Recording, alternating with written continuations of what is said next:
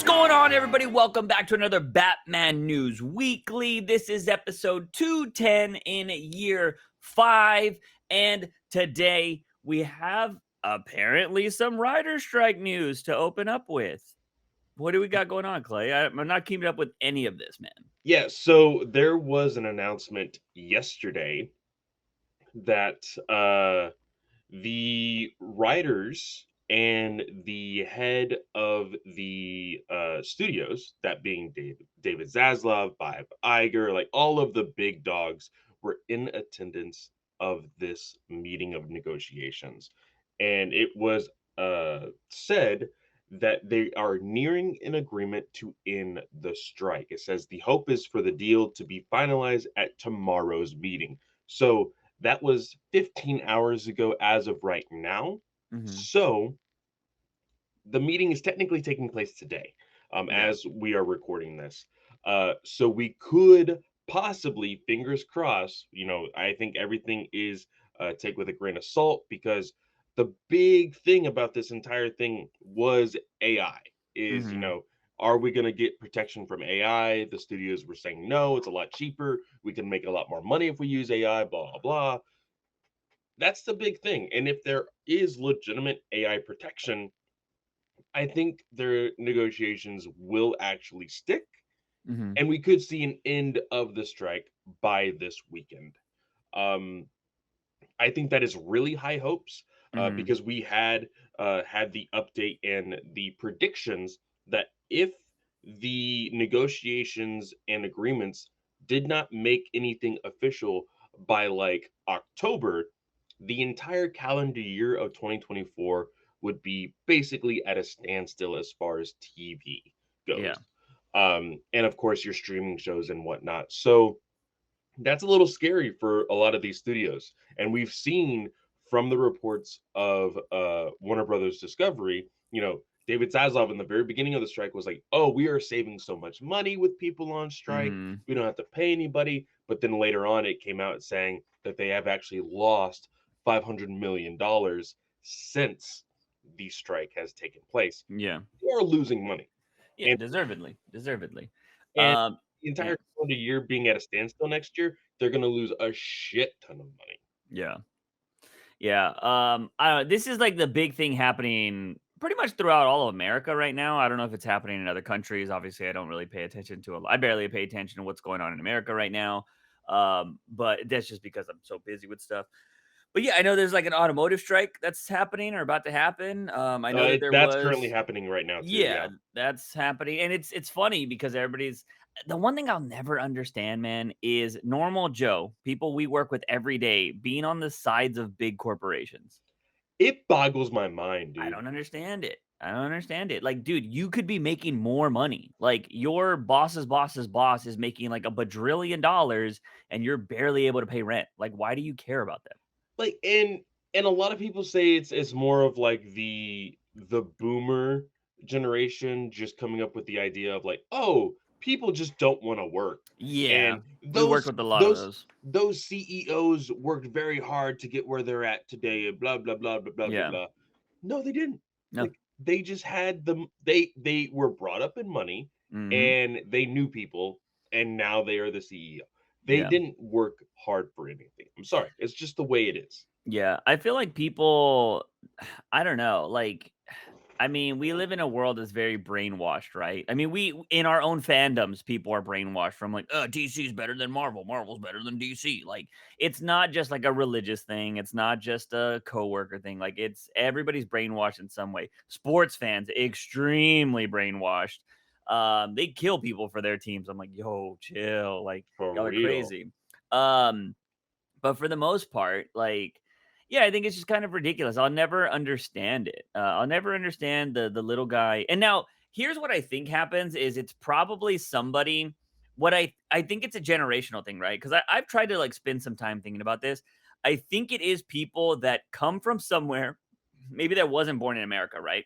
Like maybe came from uh like, a third world country or whatever. They come to America and their life's extremely better than it was where they were at, and like just because they got like a normal job anybody in America gets, and they're like, this would never happen in my country, you know?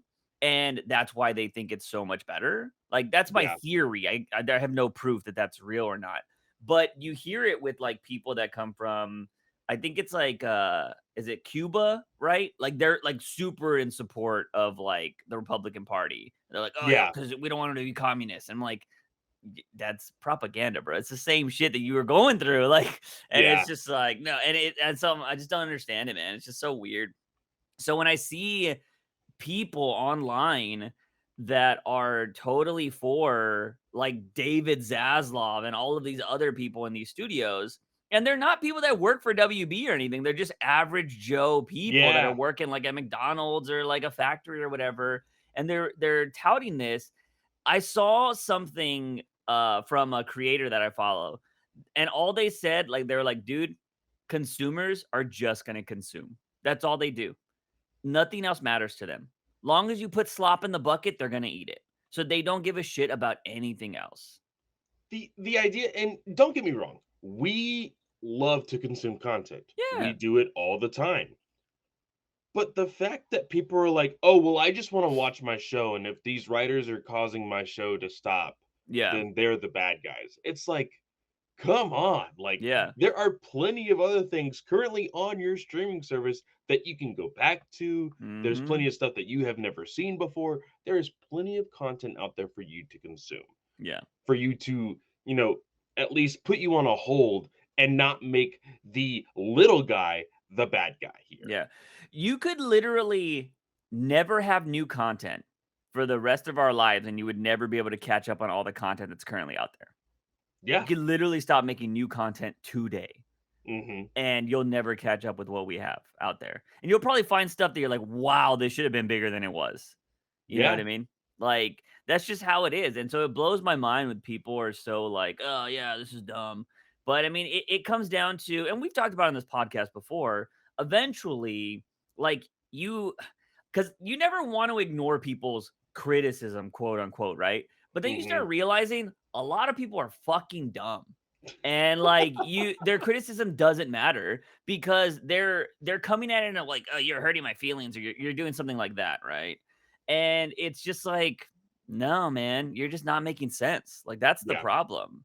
And so yeah, it's stupid to be like, "Oh, these writers are so entitled." I'm like, dude, they're barely making ends meet, and they're making the show you love to watch every Sunday night that makes your life just a little bit better. You know what I mean? I was watching Game of Thrones during the fucking hype of Game of Thrones, and that was like a highlight of my week, you know? Yeah, and that shit was not generated by AI, by the way, No, people. no. So, AI is just gonna regurgitate the same bullshit that you've already seen. yeah. And but then again, like we've said, when bringing it back to comics, eh, people are cool with what Zdarsky's doing. He's doing the same shit over and over. I mean, I think there is a small group of Mhm. people that love that just for the fact, and we've said it before, and we will have this discussion when it comes to the comics that we were talking about today. Yeah. But like the idea that there are some people out there that literally just because Batman is in the title, they will gas it up as Mhm. much as they can because it's Batman. Yeah. Yeah. So I don't know. It's a wild thing, but that is the update to the strike at the moment. We'll see. I will believe it when I see it. When every headline's the writer strike's over, that's when I'll believe it. But But until it then, it did say, I do want to reiterate this. Whenever the announcement was made, it mhm, said the WGA and the AMPTP are mhm. nearing an agreement to end the strike, not SAG-AFTRA. So Ooh. the writers are nearing a negotiation, but the actors we haven't heard anything about.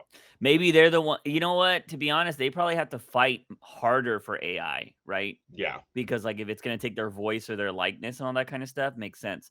But writers could easily wait, I'm not gonna say they can easily be replaced by, like, a Chat GBT, but it doesn't mean that it'll be as good. So I want to, exactly. because like, you can replace a writer immediately right now. Doesn't mean that the show is gonna be good. So just to clarify that.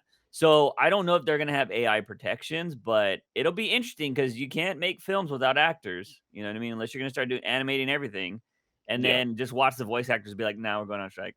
You know what I mean? Well, I don't know if you saw this, but there was an update to SAG-AFTRA uh expanding their strike to video games. Yeah. With the uh I can't remember exactly uh the uh the companies that they were targeting, Mhm. but I think those voice actors uh they also can't work on video games in the Yeah. future if the strike is continuing. Yeah, it'll be very interesting to see what happens. I mean, I think everybody needs to just start getting paid, man. Like it's kind of ridiculous, like that all these entertainers and just average Joes in other companies as well are just not getting their fair share when everybody else is getting buku bucks. You know what I mean? Yeah. Um, it's funny because like this conversation was going on in my friend group recently about like moving to other countries and stuff. And like me personally, I would just like to travel to other countries. I don't know if I would want to move to other countries, but, like, it is insane that, like, we could literally, with probably what we're making now, move to another country and live so much more lavishly, which is insane. Your trade-off is Yes. you're away from your family, right? But, um, it's just kinda, like, insane. And, like, those other countries are doing just fine. Everybody's making money, everybody's got healthcare, everybody's got everything. Over here, we're like, "God damn, I need to fucking marry somebody just to make ends meet." Like, it's like, "Damn." So, it's like, it's kinda wild, but anyway, so that's the random update that, does it might have not started off with Batman, but that does affect Batman because, we are hearing all these rumors of the Batman 2. Penguin has been delayed since the start of this strike. They could finally start making that show again if this does end. And any other show that you're thinking about, like you can definitely would be affected by this. Yeah. But one thing we should have started the top of the podcast with is if Clay sounds different, he is in a different room. So Yes. just FYI. My daughter has turned 1 years old, Dun, and dun, dun. so the agreement ever since she was born Mhm, was when she turns one, she will be in her own room. mhm. Um, I didn't think it was gonna come by this fast, and Yeah. I'm like, shit. So I moved my desk into my bedroom. I am recording from here from now on, and so if I sound a little differently, just know that I am going to be trying to work with my editing skills to make it as clean as possible. But in the future, it's just because my walls are bare at the current moment. So I will be putting some stuff up there to help with the sound to hopefully make the experience a little bit better for everybody. Noise, noise. And yeah, so moving on from the writer strikes update, one thing that wasn't affected because it's technically an animation was we got the trailer for Kite Man. And for anybody that doesn't know, this is the spin-off from the Harley Quinn show. Kite Man got really popular out of that show, and so popular to get his own spin-off show. Now, have you seen this trailer, Clay? And if you have, what did you think of it? Yes, I actually watched the trailer this morning, and it just reminds me how ridiculous this Harley Quinn universe is. Yeah. Um, it starts off with a monologue from Kitewan talking about how he used to just like hang out in his bedroom alone, and when his Mhm. mom would like knock on his door, he'd be like, "I'm not masturbating." Yeah. He'd be like, "That sounds exactly what a masturbator would say when he's masturbating." Yeah. It's just stupid, ridiculous. It looks like we're gonna get again like this universe is super bloody and gory. We're gonna get a Mhm. lot of blood. We're gonna get a lot of gore. Dark Side is in here. Um, it's gonna be stupid fun. Yeah. Um, I still need to catch up on Harley Quinn, but I will be watching Kite Man. He has been a highlight ever since season one. Yeah. With his storyline with Ivy, and it's just gonna be so good. Yeah. I know, which was funny, when the trailer came out, Tom King quoted, and he was like, "I have a legacy." And I was like it's funny because, like, he didn't even create the character, you know what I mean? But he did something with the character that has made him popular, Yeah. which I think is really interesting. And so, like, you can't say that Tom King doesn't make waves. Like, it's just, And it's crazy to think about because it comes from one of the most controversial runs of Batman ever Yeah. currently. And it's become this thing that is seen in a positive light. People Mhm. don't look at Kite Man from Harley Quinn and say that's the stupidest thing ever. Yeah. People love it because it's able to be a parody of itself. Mhm. And I think that's just genius. Yeah. And by the way, we do have some things to talk about when it comes to Tom King and some of his new writing, which I think is very good, by the way. Are we talking about Wonder Woman? Yeah, I thought it was fucking great. We'll talk about that later. we'll talk about it later. But yeah, so with Kite Man, I mean, I just to go back to the Batman run, I said it when that thing was done, when we started reading Titan, I was like, people are going to be clamoring for Tom King's run. I think in years, decades later on, people are going to view Tom King's run as one of the better Batman runs to ever happen. Yeah, And I think it's because it's the only still to this day, I think he's brought in the most character development to Batman since anybody else.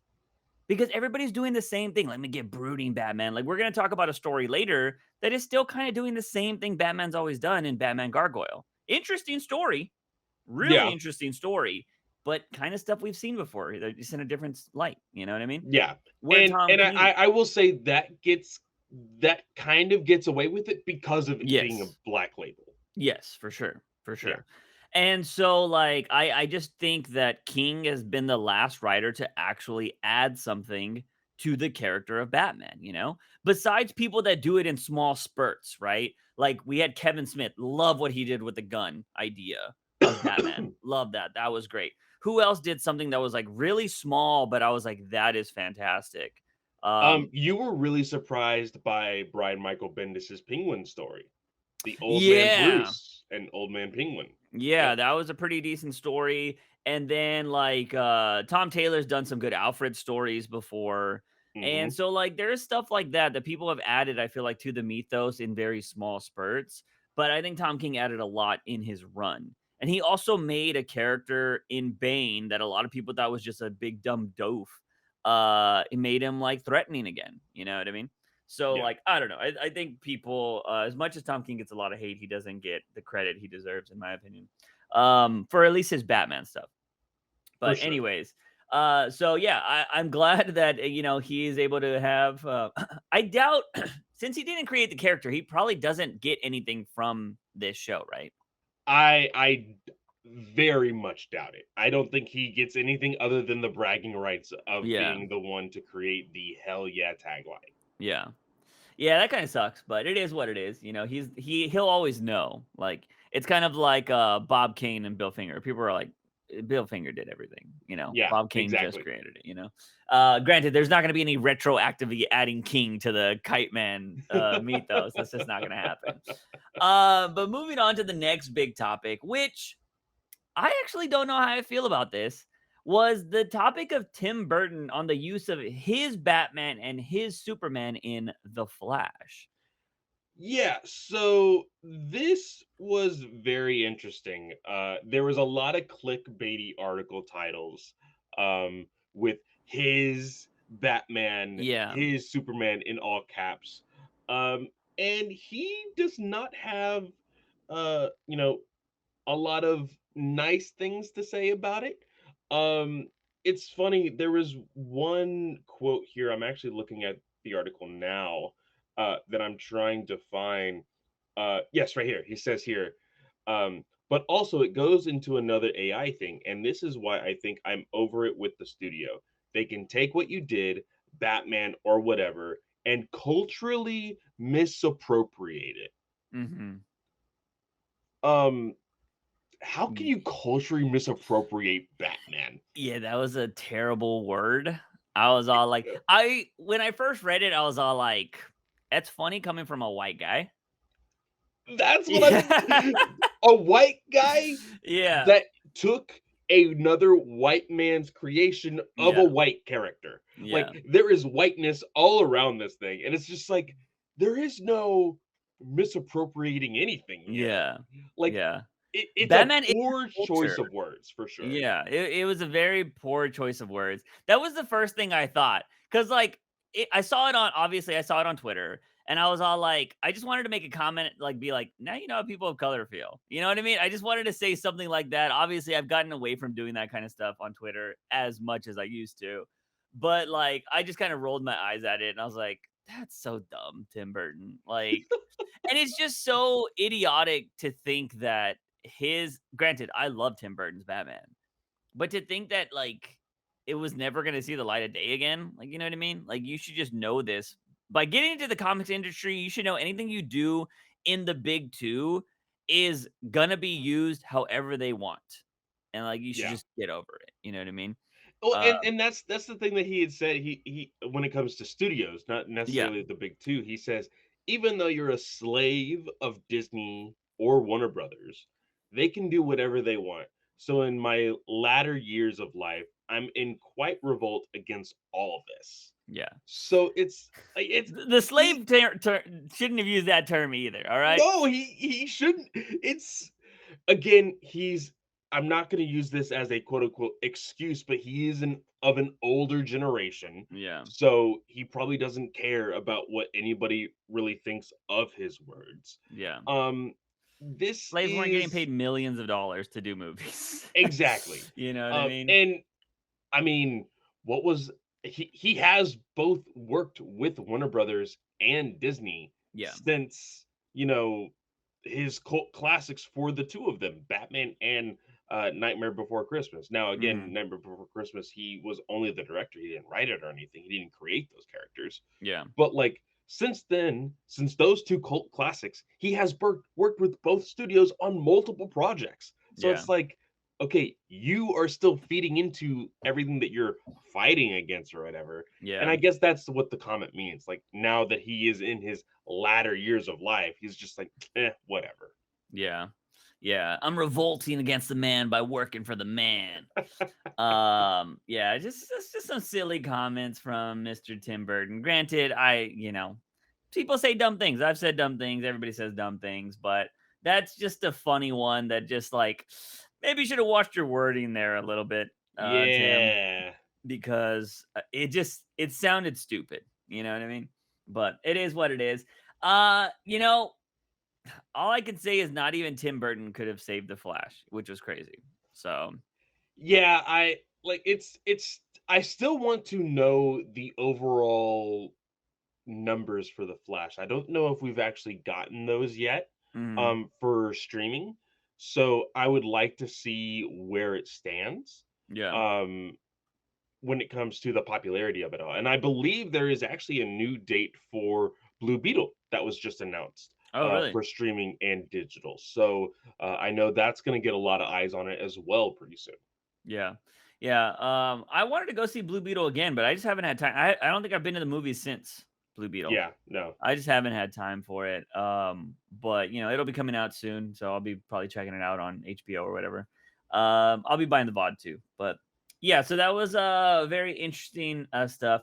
I don't was there any comics news or anything that came out? Because those are pretty much the only topics that we had this week.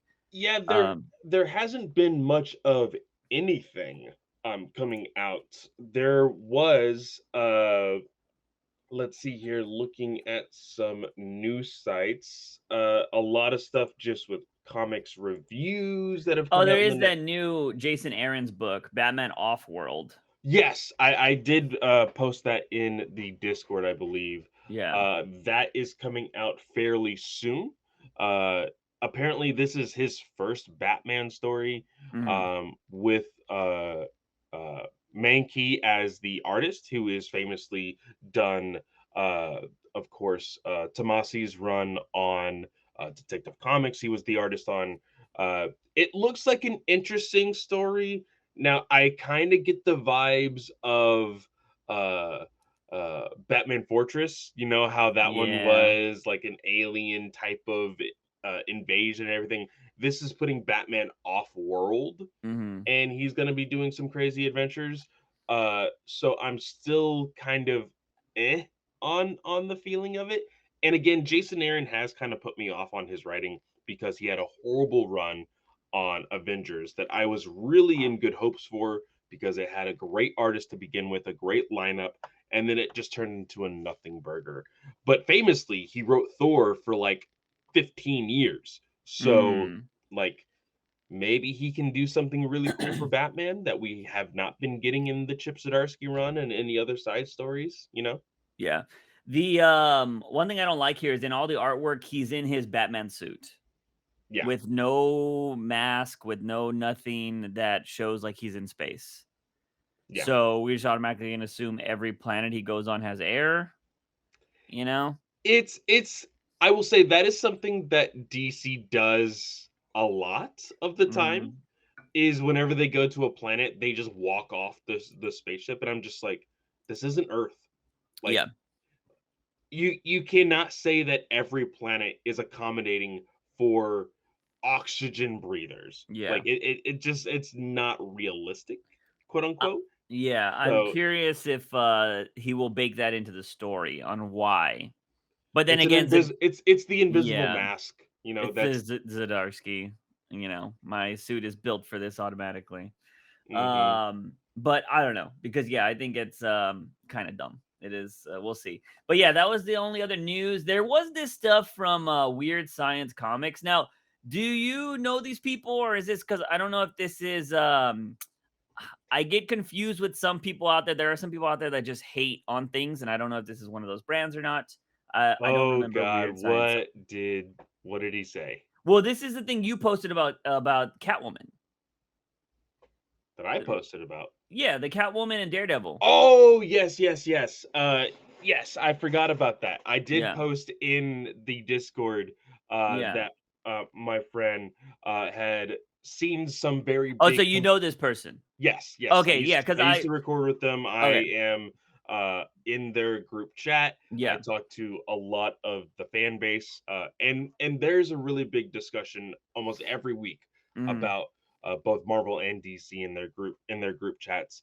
I will say they're a little bit usually on the negative side of things. They're really mm. big Top King haters and all of this stuff. Ah, gotcha. But when I saw these comparisons, it is kind of damning for Howard Mhm. for the Catwoman run. I'm just like, yeah, it really is kind of the exact same thing. Yeah. So this tweet reads, "Teeny Howard's Catwoman is just a ripoff of Chip Zdarsky's Daredevil story." And it has a bunch of bullet points. It says, "Accidentally murdered by the main character. Main character demands to go to jail. While in jail, someone takes the place of the main character by dressing up like them. The main character breaks out." Wait, I think there's probably a little bit more. I Breaks don't have out it of pulled up. jail after seeing the system is too corrupt to stay, and the main character builds an army of metahuman prisoners. Yeah. Uh, which is exactly what Catwoman has done in her main run, basically. Yeah. Uh, so it is almost a beat by beat copy of Daredevil. Yeah. Chip Zdarsky's Daredevil at that. And she's writing a book with him, which is funny. Um, yeah, I haven't read the Daredevil run. I did start reading a little bit of it. I liked what I had read of that run, but I never finished it. And then yeah, I have been skimming what's going on in Catwoman, but I stopped reading the moment Catwoman I think it was 50 when, she killed what's his face and it was just like a stupid idiotic story that was extremely rushed. Um and yeah, so like yeah, not so great. Again, I'm always willing to give people the benefit of the doubt when they're switching platforms, like moving from Marvel to DC. I heard a lot of people didn't like what she was doing at Marvel, but I was like, hey, it might be different in DC. So, I was okay with Howard's first few books.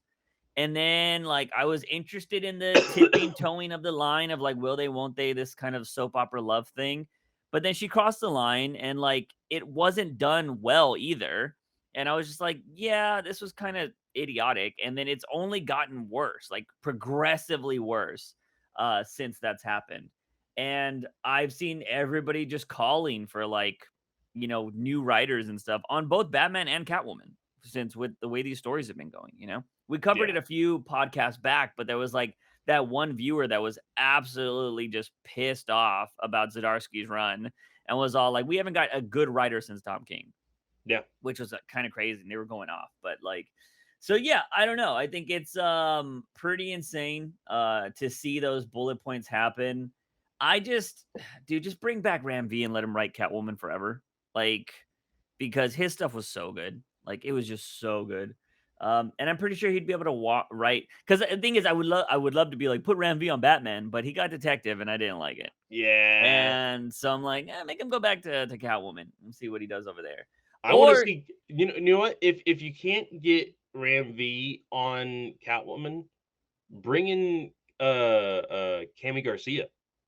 yeah, Cammy might be pretty awesome, but she's doing like all the young kid stuff, right? Still, She's doing the young adult novels, that's what yeah. she's doing. and the Yeah, graphic novels. that's gotta be way harder to write than, a comic book. Yeah. So that kinda sucks. I definitely would love to see her on Catwoman or Batman, to be honest. But, I'm hoping Neo Year or Neo Gotham is gonna get that team of writers, Colin and, Jackson? I forget what the other guy's name Jackson, is. Uh, Lansing. Yeah, yeah. yeah, I hope it gets them Batman after Zdarsky. And then if they fail that, then I'm just like, bro, there's just some people that are not built to write Batman. Which if they were to fail writing Batman, I would be shocked because they've been just knocking stuff out of the park. Yeah. Or Dan Waters. I'd be down with Dan Waters taking over Batman or Catwoman, to be honest. Because he wrote uh oh my god. Azrael. Azrael. Yeah. Yeah. So like I don't know. I know he's gonna be doing something soon though. I just don't know what it is. I have not seen anything from him recently. Let me double He check. on his Twitter, like, I think he got engaged recently. He was like, "Man, this year I got engaged and just got a greenlit from DC to do a story I've been wanting to do," or something like that. So, I don't know what he's working on, but he's got something cooking. But anyways, a lot of, slightly comic book stuff going on there. But we're gonna move over to viewer questions, ladies and gentlemen, because we have a few. First, in the Discord, we have from King. Even though Alfred is dead, and in other comics, Alfred is the Joker, would it make sense that the Joker was Alfred this whole time, or should the identity of the Joker stay secret? Essentially, it would be shit if we, the readers, knew the Joker who the Joker actually was and his real backstory. No, I think that would be a stupid idea. Yeah, I mean, the fun thing about Joker, and you know, we talked about this when it came to Three Jokers, Mm, was you should not confirm the identity of the Joker. yeah, Three Jokers was really, really good up until the last 3 pages or yeah, 6 pages or whatever it was when we talked about it. Um, the I think that us just having the alias of uh oh shoot, what does he use? who? Joker, Joker? the alias that he uses. Like Jack Uh Napier? no, no, no, not from White Knight. What did he use in Scott Snyder's run? Was it Joe? Oh, like Joe Chill? No, what are you talking about? Joe yeah, like, just his name, his real name that he was Yeah, using? I forgot what he fucking tried to use. I don't yeah, remember. I forgot what it was, but like him just having these random aliases and Yeah. us just kind of either head canning stuff, making things up in our own heads. I think the imagination of fans not coming into fruition, but just Mhm. having it in our heads to begin with, um, is fun enough for the Joker. Yeah. Um, because that's what has you can actually start a really fun conversation with another fan of these books. It's like, oh, what do you think the Joker was like, or his secret identity or other things, because the last laugh or killing joke, these stories have these definitive, hey, this is how the Joker got started. Mhm. But with the continuity of everything and post-crisis and pre-crisis and everything always revamping, things can always change and things can always be retconned. And so I'm okay with not knowing the Joker, Yeah. just knowing that he is a psychopath that Batman goes after. Yeah. I think, granted, I think we, as just a human species, we want to know everything. You know what I mean? And I think that's why people that, such as myself, that have like a fear of death, you're just like, well, we're never going to know that. So, like, that kind of fucking sucks. And that's where the anxiety comes from because Yeah, you don't know what happens after. But there are certain things in life that are better just not view. Like, every time a horror movie doesn't show the villain, I think is the best thing because you never know what it actually looks like, right? Because for the most part, when they actually eventually show it, you're like, looks kind of lame. That's not what I was imagining. I thought it was going to be scarier than that. And so, I think not knowing everything about the Joker is part of his charm. You know what I mean? Because the yeah, thing is, once you put something in stone, it's just like, they could have done it so much better. And maybe that's why comics has been retcon and rewritten a billion times, right? Because usually, when we go to the other side of the pond with manga, when something bad happens over there, it's usually not rewritten as much as comics and stuff, right? Sure, certain stories have been rebooted or animes have been redone, but for the most part, if you fuck something up, you fuck something up, and your story's probably shit after that. If your fans hate it enough, you know. Yeah. And so, but American comics are like, we'll retcon that. That never happened. And you hope people forget eventually. But I don't think we should know who the Joker is, and especially it shouldn't be Alfred, because that's just for one-off stories. Sure, it's fun, it's different, but no, Alfred should never be the Joker, because then you just make everything that Alfred ever did meaningless. You know what I mean? And I do want to reiterate, because I know that King is referring to the story of what was in Neil Gaiman's Whatever Happened to the Cape Crusader story of Hmm. the events after Batman R.I.P. Um, these were anthology stories of things that never happened. Yeah. It's supposed to be a spoof of like uh, basically nobody knowing exactly what happened to Batman, Hmm. and his death, and Bruce Wayne.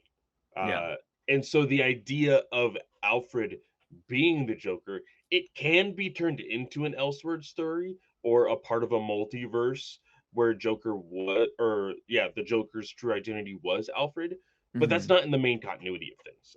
Yeah. It's a fun story, and that's why I brought it up in our most recent YouTube shorts and everything. Mhm. Um, and it's in everything with the Joker. I think you had said it before when we were talking about the content that we are creating. Yeah. Uh, Joker is just a big clickbaity name, and Yeah. so as It's a cheat soon code. as it is a cheat code. As soon as Joker pops up anywhere, people are like, what is that? What is that?" Yeah. So it is something that you can play around with that is fun. But one thing that we have realized is there's just a lot of Joker right now, Yeah. and Joker needs to be quote unquote put at rest for a little bit. Mhm. So especially with the idea of his identity, just like don't even touch it right now. Yeah. Yeah, just leave it alone. It doesn't need to keep popping up, but I'm sure, he is a money bags, And speaking of content, if you guys aren't subscribed to the YouTube channel, you should subscribe. Clay just dropped a video about all the Batgirls that have ever been done. So definitely go check that out. And check out our shorts too, because I don't know what happened, but YouTube's like, no more. We're not gonna I share know your they were shorts ever popping again. off, and then Yeah. the last two just were dead in the Yeah. water, man. Maybe it's because they're like, it didn't have Joker in it, so we don't want to know. Get him out of here. But anyways, moving on to the questions on the YouTube channel, we have Eduardo de la Cruz that says, "Juice, man, I should have never started drinking. Now I'm seeing and hearing stuff." Ollie, yeah, dude, it's like asking who would win: Plastic Man versus Chainsaw Man, Green Arrow versus Punisher, The Signal versus Electro. So Chainsaw Man's the new Condiment King Yeah, right now. yeah. Uh, Plastic Man would get fucking destroyed. Like, Yeah, I feel like Plastic Man would like, because I know where he's getting at. He's mhm, thinking, oh, Plastic Man is basically like rubber, so it will not tear. yeah, If you hit a chainsaw with rubber, it yeah. eventually will tear. Yeah. It can be really thick rubber, and eventually the chainsaw's gonna get through it, you Yeah, know? The thing is, because the problem is, first of all, I need to ask if you know anything about Chainsaw Man when you're bringing up, like, this character, you know what I mean? Because Chainsaw Man, like, even if his chainsaws break, they regenerate, yeah, and he can just keep getting new chainsaws. So, like, that's the problem. Like, it'll even if the rubber were to break, it's GG. So yeah, Chainsaw Man easily wins that. And like I said, if you haven't read ahead in the manga, he's OP. Moving on to Green Arrow versus Punisher. Well, here's the thing. Would Punisher kill Green Arrow? Would he even go after him?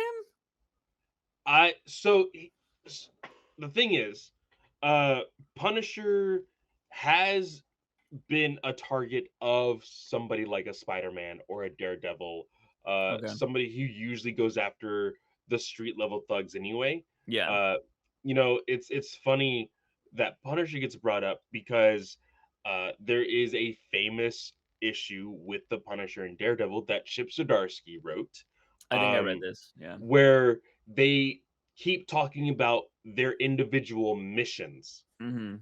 and that is a big talking point on Batman with Chip Zdarsky's run is his mission. So people Yeah. are comparing the two, and they're like, "Oh, he's just copying his own work." Um, but I think that Green Arrow would go after Punisher Mhm. because Punisher does kill. Yeah. Punisher has no lines that he is afraid of crossing. Yeah. Like that's his big thing. And for somebody like a Green Arrow, who is like, the leftist left wing hero that DC has ever had, Mhm. he is the goody two shoe. The he is the billionaire everybody wants Batman to be. Yeah. Is essentially what the thing is. So I think Green Arrow would go after Punisher. Um, Punisher would then be like, "Oh, this is a little bit of a noise. Let's get him off my back," and so they would fight. Mhm. Um, Now I am gonna give it to Green Arrow though. Okay. I know the idea is that Punisher, people are thinking, oh, but Punisher would kill. Yeah. Punisher does not kill those who do not deserve to be killed. Mhm. And Green So Arrow's technically killed too. Green So, Arrow has killed. yeah. Uh, but I know in his comic book iteration of the character, Mhm. he is not somebody who kills. I know that Arrow with Stephen Amell, they made that a really big point of the show in the Mhm. first few seasons, and it got brought back in like season 5 or whatever. But He with didn't kill in New 52? I'd have to go uh, back and read it. I thought he killed, but I could be mistaken. I could be I getting my think I content crossed. think that there was a revamping of the character Mhm. when a new writer came along, and so where they made his origins feel a little bit more like Arrow. Yeah, because he definitely was on the island and did all that shit. I Yeah, remember that. yeah, So, because I think did he kill I don't know if he killed somebody on the boat or something like that, and that's why he was like, "I gotta be this way," or I don't know. It's been a long time since I read New 52. But yeah, I'd probably go Green Arrow there too, just because, like, of who he's fought, the caliber of people he's fought before, I yeah, would probably go Green Arrow. Signal versus Electro, I would say Signal's still pretty green. Electro's fought some big, powerful people, so I'd probably go Electro. yeah. So, I would go with Electro also. Um, just also, we need a better betters may not be the right word. We need a writer to really stick with the signal mhm. because there has been so many twists and turns with oh my gosh, I forgot his real name. Duke Um Thomas? Duke. There has been so many twists and turns with Duke and no real explanation to his powers Yeah, that we cannot definitively say, oh, Duke would win, Signal would win because of this. yeah. Because, like, his powers have changed so much. Yeah, he has light powers, and they turn to dark powers, and, like, it doesn't make sense. Because like, if you have dark powers now, why are you called the Signal at that point? Yeah, Like, you know what I mean? He was supposed to be the Batman during the daytime kinda yeah, guy. So, yeah, they definitely need to sit down and write some stuff for Duke, but it is what it is. Next up, we got Clay. It says, "The new villain what new villain take would be the most shocking/controversial? Slash controversial? Black Mask having black face paint instead, Ra's al Ghul being part of 9/11 attacks, Mad Hatter heading a trafficking ring called Wonderland." That would be an interesting story. Hush disguising himself as another race. KGB's targeting Ukrainian refugees in the USA. KGB's one I don't think anybody would care about. yeah, I think the Mad Hatter one is actually a really good story. yeah. I think that is really, really interesting. Yeah. Um, Ra's al Ghul being a part of 9/11 attacks would immediately go up on the list just for people that would just be like, "Why do you have to bring that up again?" Yeah. Like that was so long ago, blah blah, and that was a really hard time for our country. Like I think that would be the biggest talking point. Yeah. With that one, Black Mass using black face paint, um, it would be a like a little bit of controversial, Mhm. but we all know that the character isn't doing blackface to do blackface. Yeah. Um, it is a more intimidation for the skull-like look, Yeah. and so I think that wouldn't be as controversial as it sounds. Yeah, for sure. And then yeah, Hush disguising himself as another race. I mean, Punisher beat him to it, so it I'm a doesn't dude really. disguised as a dude disguised Yeah. as another dude. To be honest, if Hush ever wanted to get away with something, like that would probably be the thing. Yeah. I mean, because he's like perfect at what is it, disguising himself. I think Ra's al Ghul being part of the 9/11 attacks would probably be the biggest thing because Ra's is, canonically like from the Middle East area, right? Is kind of what they put out Mhm. there. So I think that would just be bringing up the whole thing. Oh, you're really going to put that stereotype? It would just be a lot of those kind of talking points. Yeah. And so I think that would definitely be the most shocking, which I would read that story because that's ballsy to write that. Yeah. I'd be like, "You got some fucking balls to write that story." So I would definitely read it. We got Moncray that says, "Do you think Joker 2 will have merch unlike the first movie?" And now I'm Did trying to think. that Did that Joker have 0 merchandise? there's definitely the Joker or whatever on shirts, like for sure. Okay, I was gonna say, like, cause I feel like that that shot of him, like, on the steps, like, looking up Oh, and there's whatever. statues and stuff for Well, sure. I feel like that specific shot is on a T-shirt as well. Yeah, Um, poster, yeah, everything is marketable when it comes to yeah, DC, you know what exactly. I mean? Uh, Um, so, but I still think people are dude, I think Joker 2 is in the perfect situation right now because people are sleeping on the movie because they hear it's gonna be a musical. well, not only that, I think people have forgotten about the movie Yeah, because of how bad, quote unquote, bad the box office has been for every other DC movie. yeah, I think that we are in a moment where people are just not even batting an eye at WBD right now. And mhm, they're just like, okay, what's in the box office? What's all the other movies that are coming out? And so when you see the first legitimate trailer of the Joker, it is going to knock people off their feet. yeah. Yeah, I think they're gonna have, like, some musical numbers, like, the trailer's probably gonna start off very, like, somber, like, with something we've seen before, like, Joaquin Phoenix or whatever. Then it's gonna get into, like, the musical part, and people are gonna be like, "What the fuck is this?" And then one of the musical numbers is gonna turn into him killing or murdering somebody, and people are gonna be like, "Oh, shit!" And that's what it's gonna be like. The one thing that I am not looking forward to, because I know it'll happen again, Mhm. is there's going to be this push for, oh, this movie's gonna bring out all the serial killers. Like, Yeah. it's Yeah. gonna happen again. Yeah, that's dumb. It's funny though because like if it's a musical, all the theater kids are going to be all about it now. Oh You know what I yeah. mean? Which is going to be funny. Not only that, we are seeing currently, I don't know if you saw this, Mhm. the Taylor Swift tour movie Yeah. sold out and crashed theater websites, and the pre-sale tickets Mhm. were on the same numbers of Spider-Man: No Way Home, Yeah, it's projected to make 100 million to 125 the first weekend. which is some of the highest numbers we've seen in 2023. Yeah.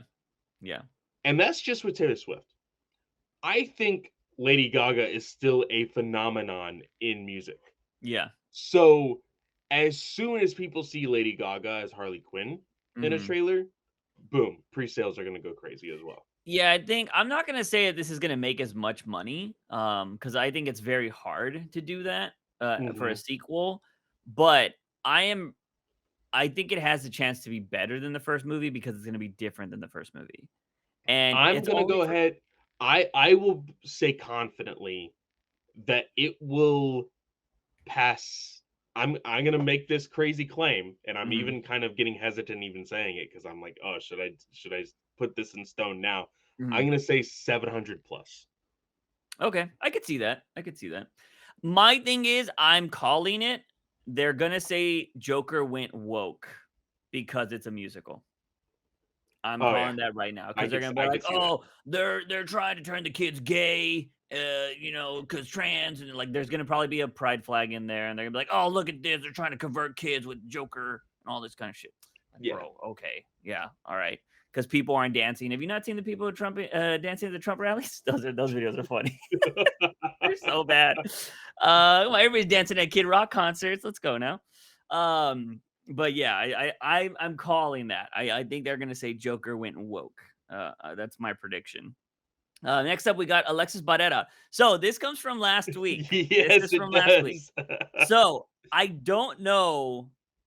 I feel like as much as I would love to make not safe for work comments, I think we should keep it PG till we grow a little bit more. Yeah, just because this is gonna be a poll on YouTube, it's Yeah, not like it's gonna be on our Patreon or in the yeah, Discord or anything that is just us as a group. We also need to bring in new listeners and everything else and yes, new viewers to the channel. So I for think for sure. now, we can keep things PG. Yeah, so that what Alexis says is, if the poll was not safe for work, would you rather smash Batgirl, Catwoman, Harley, or Ivy? I'm going Catwoman number one, obviously. Clay, I'm assuming you're either Ivy or Batgirl. Yeah, I'm a sucker for redheads. I Yeah, mean, so my wife is a redhead, so yeah. there's that. I'm going Catwoman, but surprisingly, after Catwoman, I'm going Harley Quinn. After that. But for the comment that we will post on the community tab, and remind me if I don't do this later today, Clay. For the general question will be, are you more excited for Superman Legacy, the Batman 2, the Joker 2, or Batman Brave and the Bold? So That's that a will good be one. the poll on the community tab. So shout out to Alexis for allowing us or to reminding us to do that because we didn't know we had that functionality. And you know what? Maybe that's something we start doing in the future. Maybe you Yeah, guys can offer up a question for the poll and we'll pick the best one that'll be the poll for the forward. Not gonna say we're gonna do that all the time, but possibility. yeah. Anyways, so yeah, out of those movies, what are you picking? Currently, just because I know this is a Batman podcast, but we Mhm. all know that Superman is my favorite character in DC, I'm still gonna say Superman Legacy. Okay. It's the first quote unquote movie of the new DCU. It's kind of going to be setting expectations for the rest of the DCU that Mhm. is, of course, run by James Gunn. So it has a lot riding on it. So I'm really excited for Superman Legacy.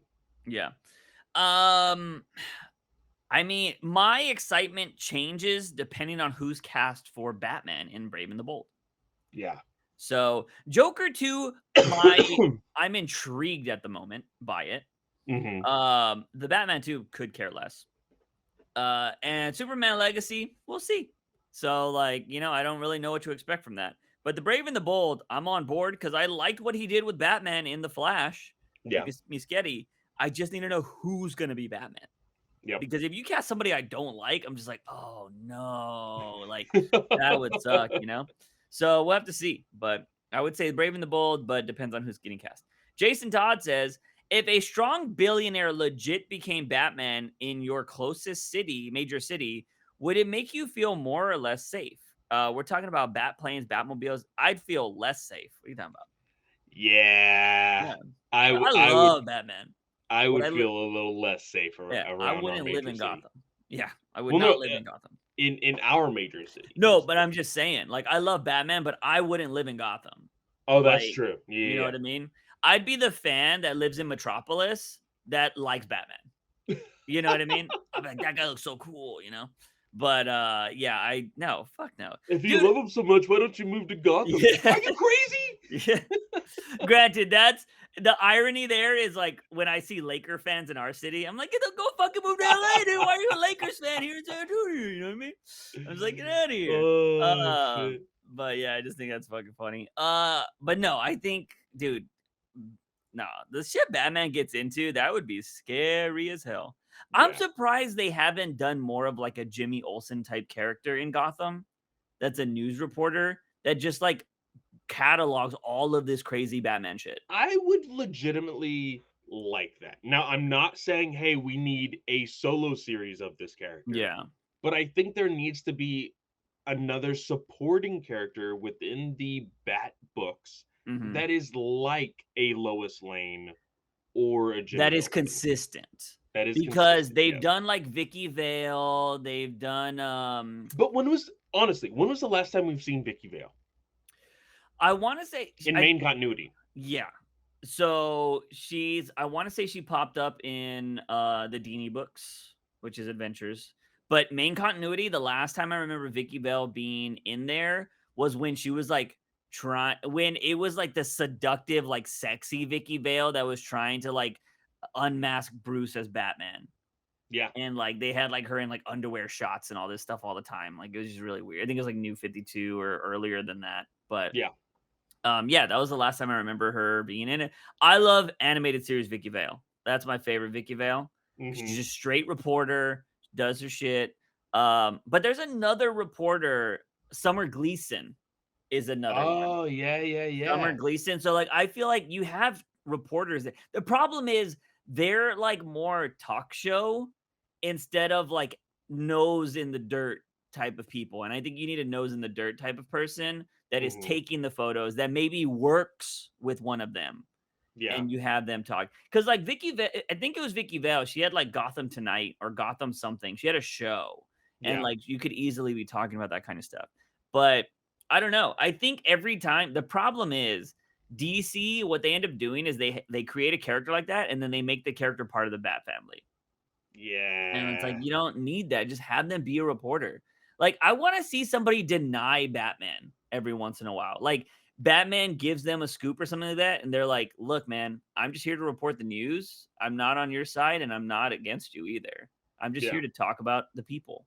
And, like, I think that'd be kind of cool because I think Batman would respect that, you know? Because Batman needs Mhm. people to check him too. And I think that would be kind of cool. But, anyways, so yeah, I would not feel safe if there was a real billionaire.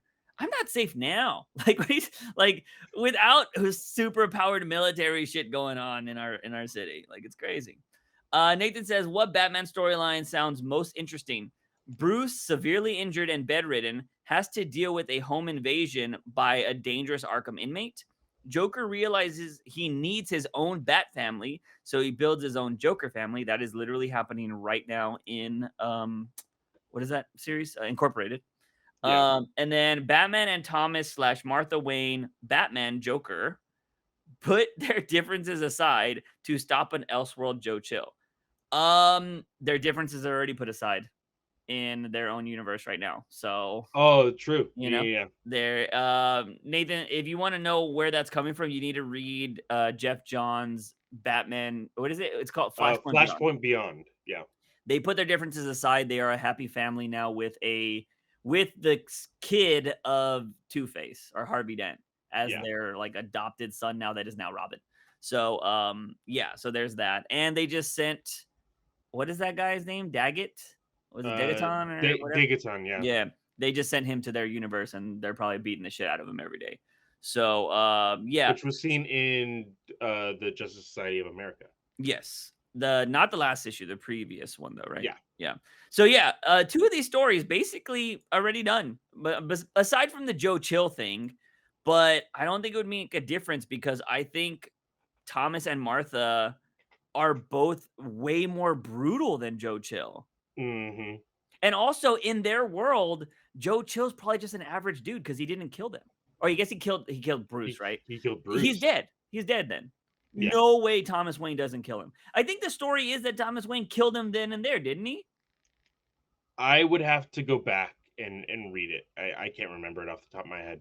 I want to say like Martha is there holding Bruce as he's dying, and Thomas Wayne beats the shit out of the gunman.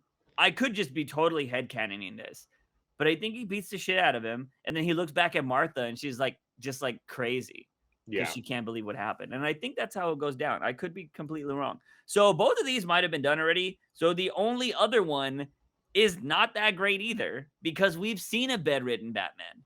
But an Arkham inmate breaking into the Wayne Manor could be interesting, but I don't know. I feel like we've had plenty of bedridden Batman stories. So I don't know how well that would go over, but I would pick that one if anything. And then we got Drew that says, "Did you see the article that came out explaining everyone was leaving Aquaman 2 in the previews?" We talked about this on a podcast a long time ago. There's kind of a spoiler here, so I don't want to say that or like I don't even want to put it into people's brains for the possible spoiler. But this Drew is saying that they have confidence after seeing the trailer. I think we talked about it on the last podcast. That we it looks good. I Yeah, it mean, looks good, and I will say the spoiler that he is mentioning mhm, has been confirmed to be false, okay, uh, through some scoopers, and they're like, "Oh, well, this scooper said it's real," and they're like, "Oh, well, that scooper is just a troll and having fun with you guys. yeah. My time to shine was being the troll."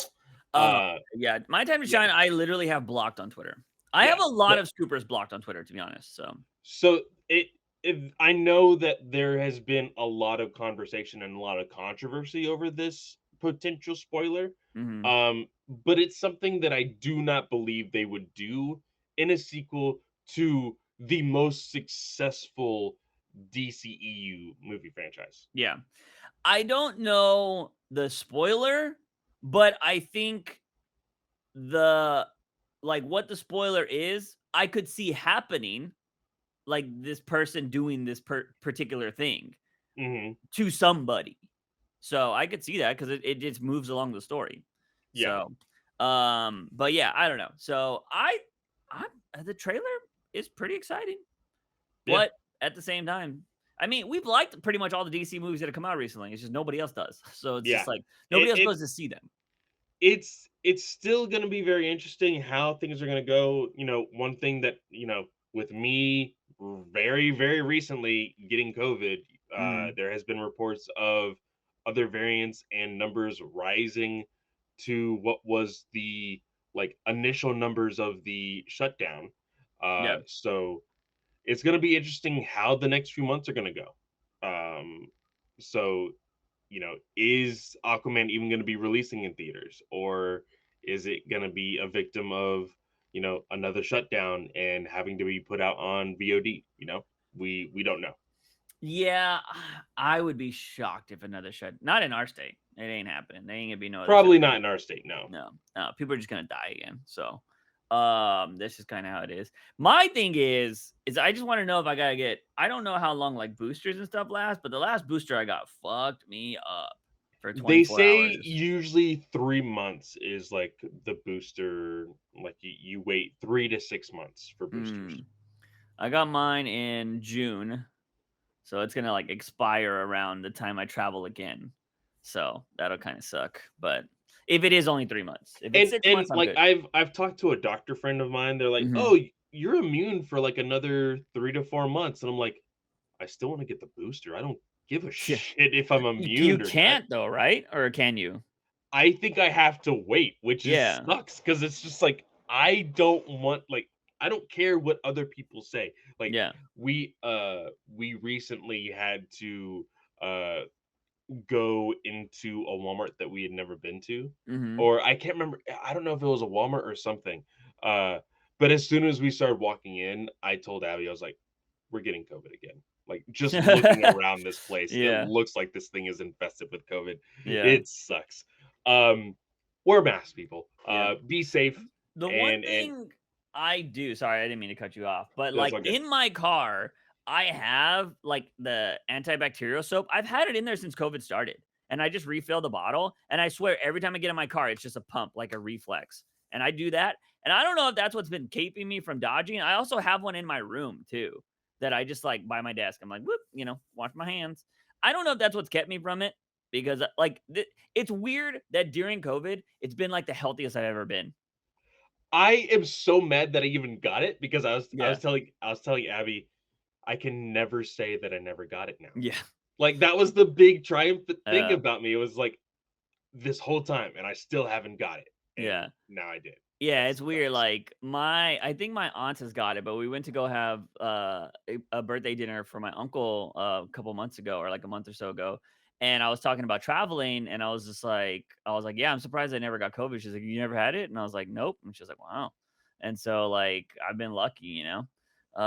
But yeah, it's not something I don't wanna experience it at all, you know? I wouldn't wish it on anybody after what Yeah. I experienced. No way. Even if it is just like a 24-hour bug, like, I don't wanna deal with that because, like, just the long like, the people that have the rare small amount of people that have still gotten long COVID, like, I just don't wanna deal with that. Like, Yeah. that seems terrifying.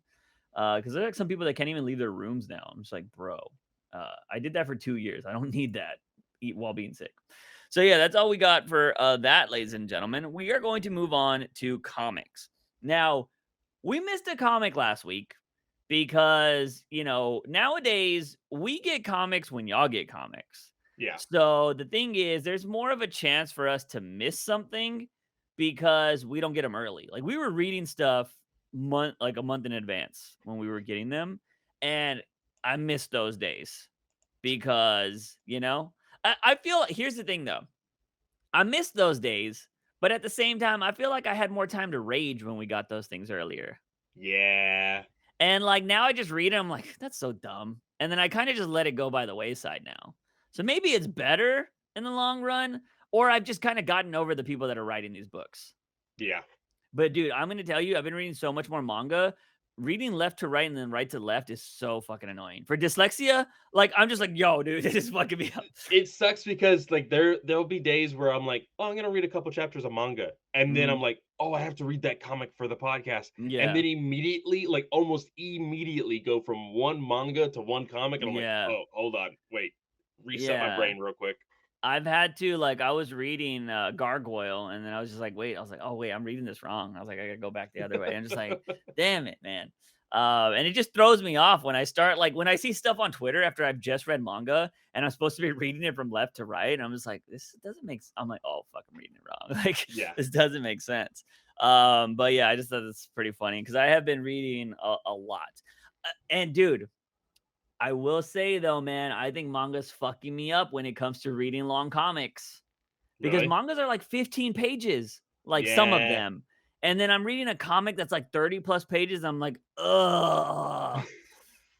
Well, it's also the like the detail of it, the amount of panels Yeah. that there are and stuff like that. Manga can be so quick. It is Yes. boom, boom, boom. Like you Yeah. could be done with 10 chapters of a manga in half the time it takes you to read like 2 issues. Yeah. Yeah. It is pretty insane. Although I will say, not with One Punch Man. Holy shit. Have you read One Punch Man? No. Dude, I'm in like chapter like the 80s chapters. Dude, some of those chapters are like 70 to 100 pages. And I'm Jesus. like, "What the fuck?" And I'm like, "It takes forever, dude." And I'm like, because I think I finally surpassed the anime. Okay, okay, yeah, And yeah, yeah. so like now I'm like, "Oh, I have to pay attention now, because I'm like, Mhm. I haven't seen this before." It's like 100 pages. And I'm like, That's "How did this insane. get released?" See, now for me, the only one that's like that is Dragon Ball Super. Dragon Okay. Ball Super is once a month. It's not Oh. weekly like all the other mangas are. So Dragon Ball Super is always anywhere from 35 to 50 pages. See, I wouldn't mind that if it's once a month though, you Yeah. know? But like, yeah, like, well, see, I don't. One Punch Man is really weird because there are some parts where it's like chapter 68 1, chapter 68 2, or like point 2, point 3, Yeah. and I'm like, the fuck is this? So it's just like really weird. I don't understand how that works, but I don't know. I'm just like, I know reading comics now because also they don't do the thought bubble thing. It's Mhm. very rare that they do so, and if they do it, it's like takes up half the page. Like their thought bubbles like got like little marks around it. It's like, oh my god, he's about to do his super mega attack. And freaking comics is over here, dude. I was reading Gargoyle. Some of those pages had so much dialogue, man. And I was like, bro, granted, we're gonna talk about Gargoyle right now. I enjoyed it. I enjoyed it, but a lot of dialogue. It was a lot of dialogue, and I was hesitant Hmm. because it being a Black Label book, it being a little bit of like an earlier, like this isn't an earlier Batman. I thought it was going to be an early Batman. This is a later Batman. The way they kind of explain it, it like one of the big talking points of this issue, of the first issue, is Bruce Wayne does not want to be Bruce Wayne anymore. Like this is a Batman that has forever just said, "Hey, Bruce Wayne is dead. Hmm. Like I just need to be Batman full time." And there is a reference to like his other villains, and it sounds like he had to deal with them in the past, and he doesn't have to deal with them anymore. That's what it kinda sounds like. Really? I never got that vibe, unless I wasn't paying attention to that, because this book was 50 something pages, so I may or not glossed over. I got the vibe that this is an early Batman Oh, really? Okay, so because of the here's car. here's the quote. That could be true. Here's the quote. "I've been plagued by the memories of the past that get in the way of the mission. Bruce Wayne only served me so that I could exist." Um, That could be the training, though. okay, okay, You okay. know what I mean? Yeah. Because, like, I kinda got that vibe because everything does feel very early Batman. He's hiding in the shadows, people don't know who he is, but the and here's the thing too, there's that quote from the cops where he's Oh, all that's true. like, Yeah, "He's yeah, done more in the last year than you have in your whole career," when yeah. Gordon tells him that. Yeah, true. And that's why there's also Gordon also he was like, I could have known how this killer did all this stuff, like, if you gave me, access to the body." So, like, "Yo, people still don't trust you." So, Yeah. I think it is an early Batman. But the Okay, okay. dead giveaway for me is, 1, Alfred forced him to get the suit that helps him protect his body. So this suit is supposed to be better than any other Batman suit we've probably seen before, or at least that's kind of what they want you to believe. Yeah, And then he spent all this money on the car he calls the blind truck or the blind something because it doesn't have windows, but it's yeah. essentially the Batmobile. And he doesn't call it the Batmobile. So I don't even know if he calls himself. It feels like he doesn't call himself Batman, but he is Batman. You know what I mean? Because I don't, or he doesn't do the like everything's named after a bat. Yeah. You know what I mean? But yeah, so this is essentially this whole book is, I would say, an early Batman, kind of, going after Gotham, trying to clean up Gotham the way we know Batman is. I mentioned this earlier on the podcast. Feels like stuff that's been done before. But the one thing that is the most interesting thing about this book is the new villain. Now, I hate how the headlines were going after this new character. They were saying this is a new clown character. Had you never told me that this was a clown character, I would think it's just a new villain. Yeah. Because the only thing that you could think that maybe it's a clown is it's got like two things of paint going down his eyes and then like his lips are colored a little bit. Other than that, he just looks like a new creepy looking character. And I love that his whole personality is built around cartoons. It's built around this one cartoon. Yeah. His whole personality is built around this one cartoon, and those aren't painted. Like, it's supposed to be tears. Like, those are legitimate, like, wet streaks Oh, going down his true. I face. thought there was a hold on. I mean, yeah, you can keep talking. I thought there was a part where he actually has like painting, but I could be totally wrong. Well, because it might be a gimmick where he's, like, forcing himself to cry, like, using something on his eyes, but, Mm, like, the cartoon is this crying baby thing that, like, is very, like, is masochistic the right terminology? It's like this yeah, this probably. this baby cartoon character is being very violent towards these very other cartoony characters. Yeah. Um, which I kind of laughed when there is a picture of one of these cartoon characters that the baby is like destroying, Mhm. and it looks exactly like Mickey Mouse. Yeah, so modern day, like, I think a younger audience would probably the most because we grew up on cartoons that look like this, right? Like, well, Hmm. maybe our parents grew up on them, but we still kind of saw them. But we saw them a whole lot. Yeah. Yes, but I think modern day children would know this as Cuphead. Yes. Cuphead style. If you ever played Cuphead, that is the style of art that this character is the cartoon you used to watch. And so like it's got this very old school cartoony vibe. And yeah, so the painting is actually around his eyes, not the tears. The tears are real, but he has like painting around his eyes. So that would be the only clown thing. I don't know why CBR decided to be like, "Oh, there's a new clown in town." You know what I mean? Maybe for the clicks. But I don't get the vibe that he's a clown at all. I think he's just a creepy character. Um, but yeah, he beats the shit out of Batman every time they meet. Beats the fuck out of him. Yeah. Um, to the point where I was like, how the fuck is Bruce alive? Yeah. Because there's a point in this book where a giant anvil is thrown at Bruce's face, not the top of his head, because you would think the top of his head would be worse and he'd be Yeah. like, okay, crumple like a cartoon character. No, this anvil is right up on his left side of his face, and you just see blood gush out from his mask, and you're Yeah. like, "Holy shit, like, this is some kick-ass type stuff." Yeah, I just put 2 and 2 together, and the 2 times he's hurting Bruce, he hurt him in a very cartoony ways. Yeah, He used a hammer and he used an anvil, yeah. which is done in cartoons all the time. And so, like, I love this character design of this new character that I don't think we have a name for yet. I don't know if they said his name in here at all. I don't believe they have, I think they said the name of the character he likes to follow or whatever, but I don't remember him being, like, having a full name. Crytoon is the character, Yeah. So I don't know if is the cartoon character, but I yeah, don't but know if they gave a name to the actual villain yet. yeah. So we're assuming Crytoon is the murderer in this book because there are murders happening in Gotham that Batman is chasing a murderer for. For whatever reason, this murderer is killing people, leaving them naked, and putting all these holes in their backs that have some kind of pattern. But I guess they're like marks that would kill you instantly. I guess I'm not too sure. Mhm. But they try to explain all that in all of this dialogue.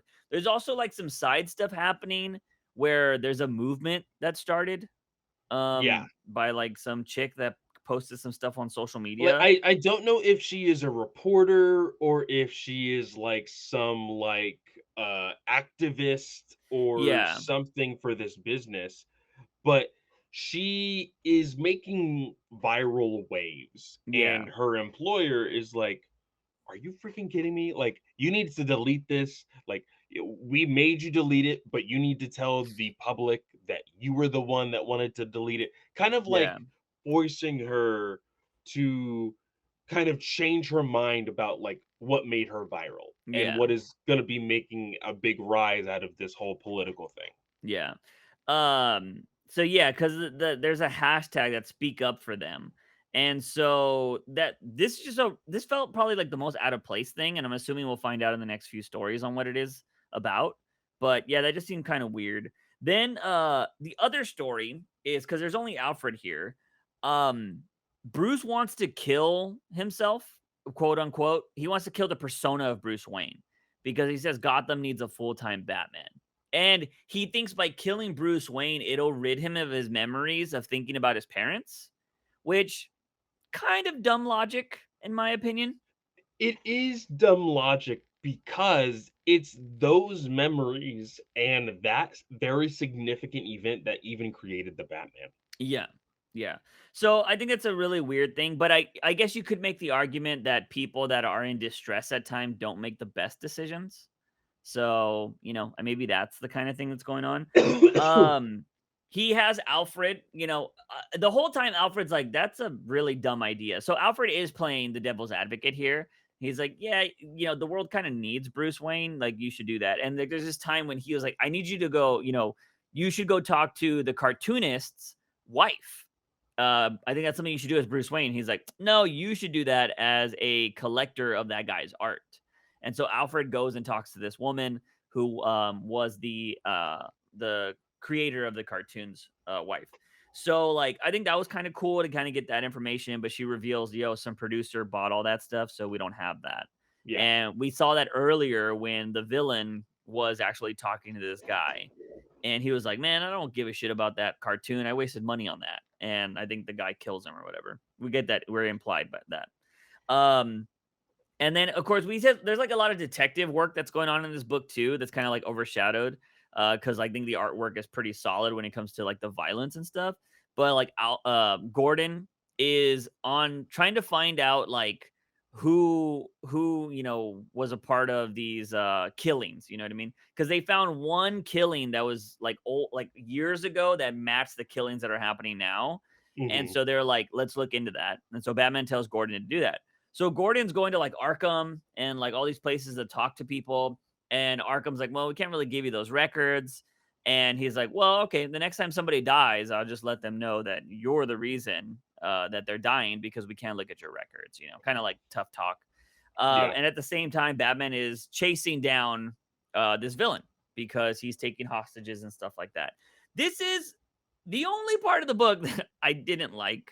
One, he's chasing down. There's this cool, part where it seems like the blind is it called the blind truck or what does he call it? It's like it's basically the blind machine is what he calls Yeah. it. It's the Batmobile, like that's what it is. But he's calling it the blind machine because it has no windows. It acts like the speed racer car. Like it jumps and does things and it's like really Yeah. weird. Well, he calls the mode that it's in, because Alfred is like, "You need to do this." He's like, "No, I don't need to." But uh, he says, Uh, "Turn on the sonar autopilot." yeah. So he is starting to do the whole bat thing with Yeah. everything else with sonar and stuff, but it is on autopilot. Mhm.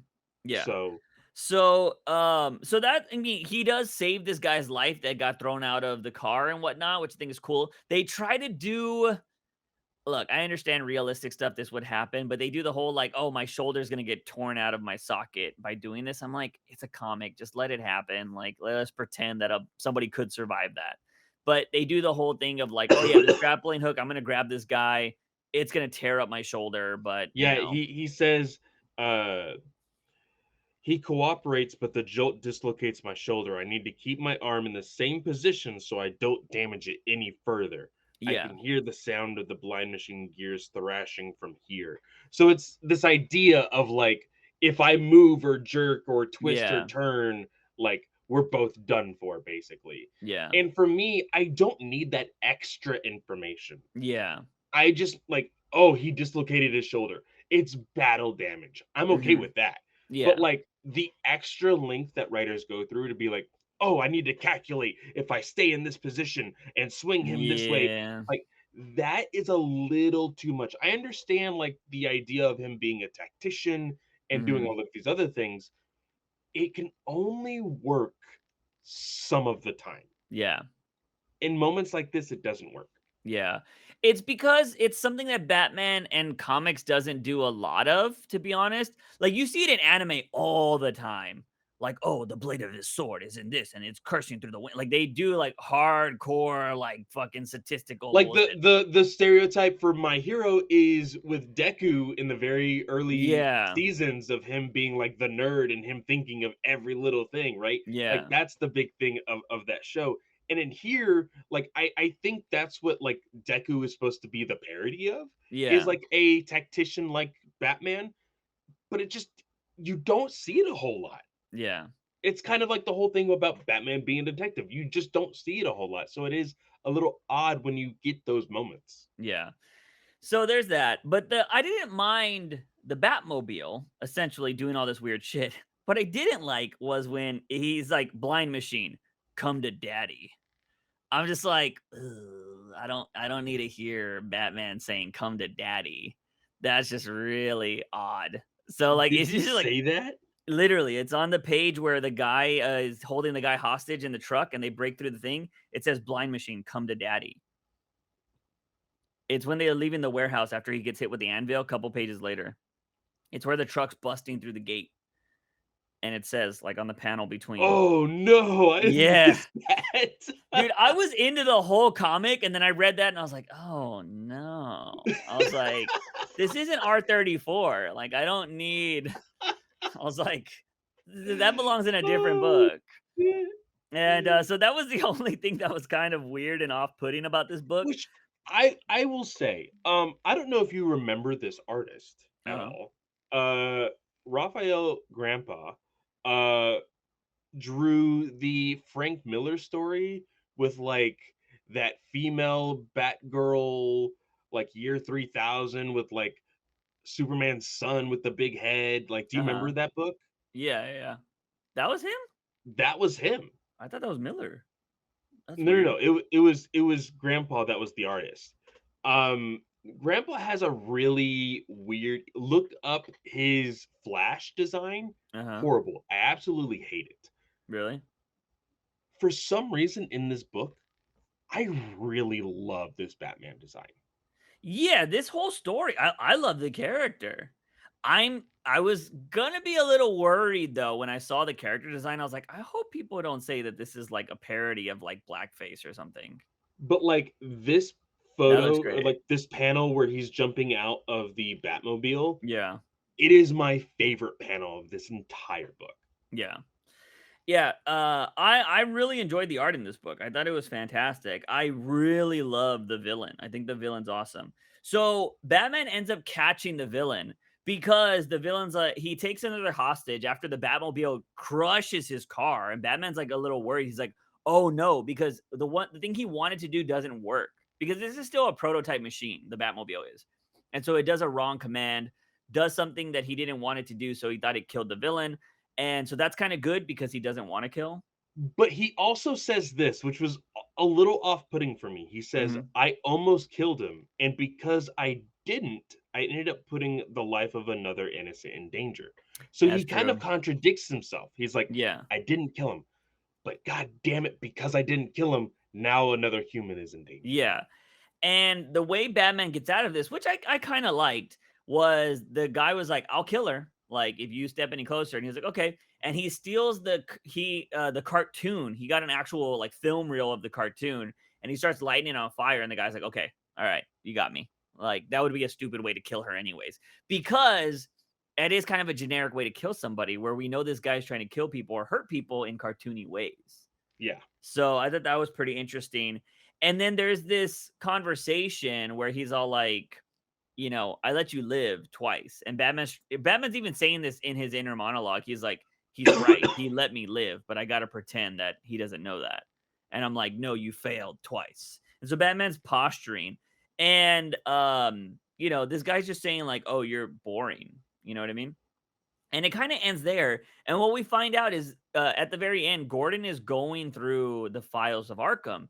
And what we think is going to happen is there's been like slight little flashbacks of what is more than likely this kid, right?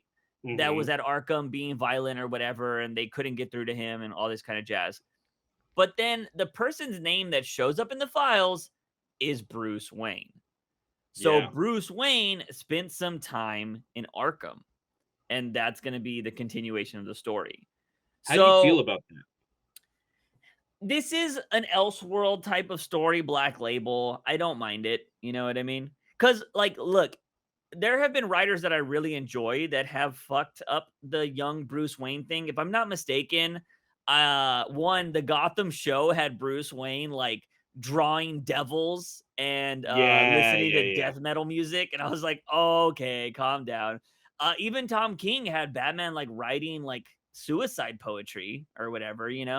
Yeah. And like which was like a big that was like his first big headline that like people are like, "Oh, Tom King has Batman writing suicide poetry."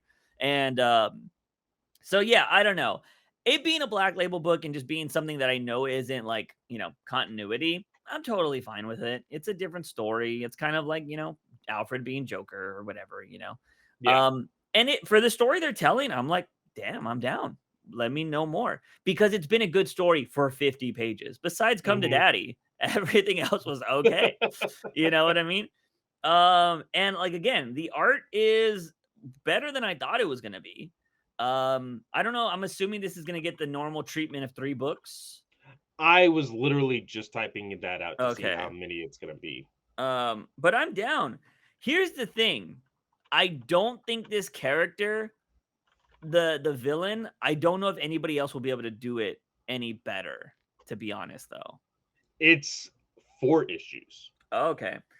I'm hoping this character dies at the end of this because I just don't think anybody else will do this character justice. You know what I mean? And you know, And again, it is a Black Label, yeah. but one thing that we know to be true is if a character pops off, whether it be in Elseworld or whatever, Hmm. we will eventually see them probably in a multiversal story in main Yeah. continuity. And the problem is, the reason why I mean, granted, a good writer can come in here and do something with this. The reason why I say I don't think it'll be done justice is I think people will go too cartoony with it. Mhm. And that's how it'll get ruined. Right now, he's very sadistic, but based off of cartoon. I think a lot of people will go too cartoony with it to where like he's like putting an anvil on top of a stake and like running around with it and smashing people, or you know what I mean, or like Yeah. painting the wall to for people to run into it or some shit. They Like, would try to Bugs Bunny him. yes, I agree. And so So yeah, I think I hopefully he stays in Black Label, because so far I think it looks pretty cool. If that is a statue, that menacing one where he's just standing straight and like you see him crying, like there's that panel, that would be terrifying statue. Yeah. But you know, put put him in the Batman too. You know what? You know? He is a character that is interesting enough to want me to see him in live action that isn't in main continuity. Yeah. Yep. I think he'd be a good character. So I gotta say, but Tinian showed us a bunch of good characters before too, and they Mm, all shat the bed. yep. So it is. I'm hoping Grandpa can stick the landing with this character because so far really like it. I'm excited to see this, and yeah, unfortunate that we missed it last week. So hopefully, we're giving it some love here. Now we have 5 other books to talk about. Let's just go through World's Finest quickly.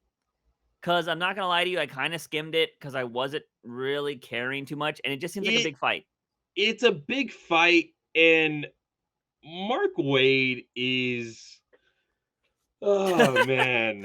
Is he jumping off? Is the story falling down a hill now? It's not necessarily falling downhill, but you the crazy thing about this is, so we learned in the last issue that the Riddler was hearing voices in his head, ended Yeah, up being Jack Sir, and uh Batman is uh uh I don't. was it Batman who was in the Phantom? Yeah, Yeah, Batman was yeah, yeah. sent into the Phantom Zone at the near the Alfred was very end.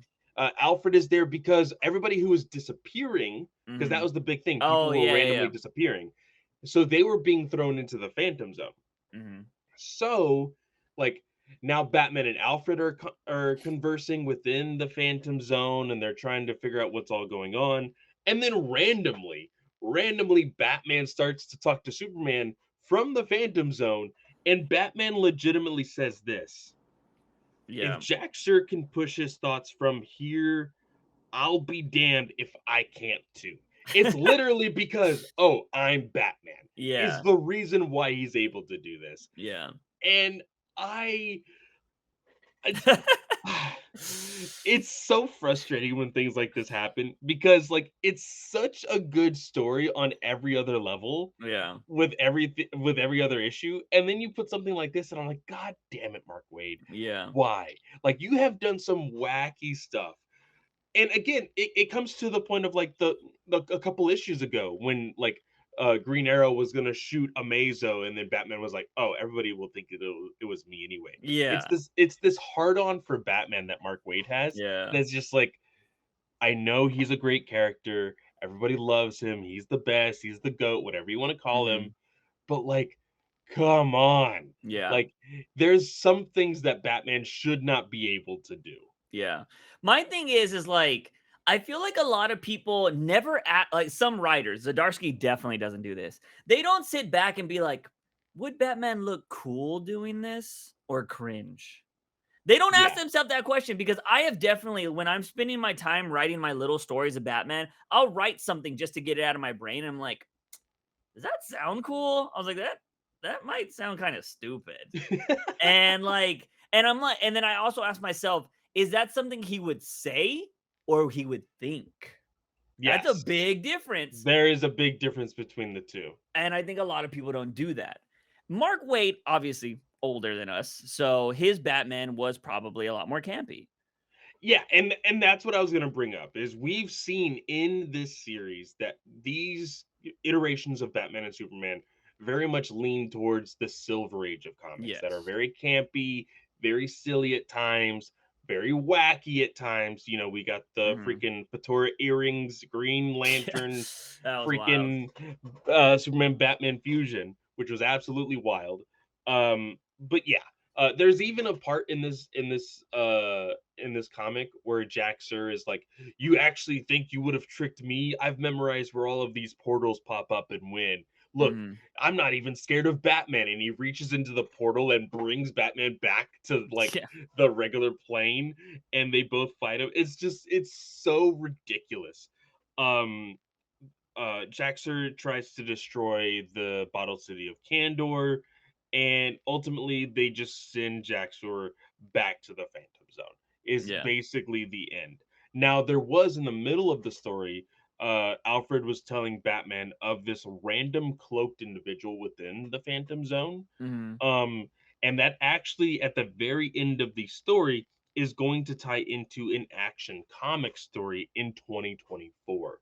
So Yeah. they're planning stuff for the future, which is pretty wild. Which makes me think, is Williamson not going to be writing action comics anymore? Or I can't even remember who's writing It's not action right now. Williamson, I don't think so. I think it's Johnson, Philip Kennedy Johnson is writing Is action. Taylor not writing Batman or Superman anymore? Or is he just Uh, doing John still? he's doing the Adventures of Jonathan, the Adventures of Superman, Oh, okay. not Action Comics. Yeah, Got you.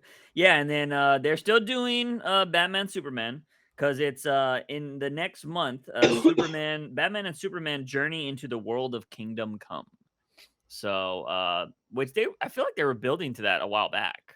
we saw a tease to it in the like not last issue, but the issue before that, Yeah. with a Dan Mora cover preview. Um, because Dan Mora didn't do this issue either, or the last two. So I think Dan Mora has been doing some future issues, Mhm. and he is also still attached with Mark Waid on the Shazam series as well. So Dan Mora is pretty busy. Okay. Gotcha, gotcha. Let's keep this moving along with Nightwing. Because granted, we usually try to do the crappier comics earlier, but that Catwoman issue has just some things that I want to talk about. But Nightwing, this he's pulling from certain things that I think are kind of weird. And look, I will applaud Taylor for trying to make something of the garbage era that was Rick, but I just don't think it works. I need to see how this story progresses. Yes, I agree. Because here's the thing. We hated the Rick Grayson era. Yeah. Um, a majority of fans hated the Rick Grayson era. Yes. There was some very odd storytellings from when like he got his memory back, and like Bay, the love interest of Rick Grayson, was possibly still going to be a thing, and like people were like, what about Batgirl, what about Mhm. Starfire, why is Bay a thing now? And Bay comes back Yeah. as an important character within this story. um I kind of like it, but the very weird twist at the end Yeah. has me thinking of this idea that you love to say a lot of jumping the shark. Yes. um it's just this idea, it's a very wacky idea, Mhm. guys, of this whole pirate ship thing. Mhm. It's out of nowhere. Yeah. Like it's a plot device that has nothing to do with the Bat family. Like Mhm. pirate ships, you're thinking Aquaman, you're Mhm. thinking Aqualad, you're thinking Tempest, you're thinking Black Manta, you're thinking every other character that Yeah. has to deal with the ocean. You're Yeah. not thinking about Bloodhaven. Like you could probably think of the docks of both Mhm. Gotham and Bloodhaven. Okay, that makes sense. But dealing with the ship and what they're teasing with certain covers of like Nightwing with the open chest pirate shirt and Yeah. everything, like they're teasing what seems like Nightwing on an open sea adventure. Yeah. And I don't know how I feel about that. Yeah, it is really weird. So let's just kind of go from the start. So we're in a flashback with Rick Grayson, because somebody is following him, and Rick Grayson like grabs him by the throat, and he's like, "Why the fuck are you following me?" And he's like, "I got something for you," and he was like, "So don't hurt me," and he was like, "Take it," and it's an envelope, and he goes back to the bar where he was always frequenting, where Bay works, Yeah. and he's all like, I have this envelope. And she's like, well, he was like, but I don't know what to do with it. And she's like, well, envelopes aren't that hard. You usually just open them. And he was like, well, it's not meant for me. It's meant for somebody else, but I needed to be somewhere safe, and it can't be a bank because we know how those work. And she's all like, I might know somebody.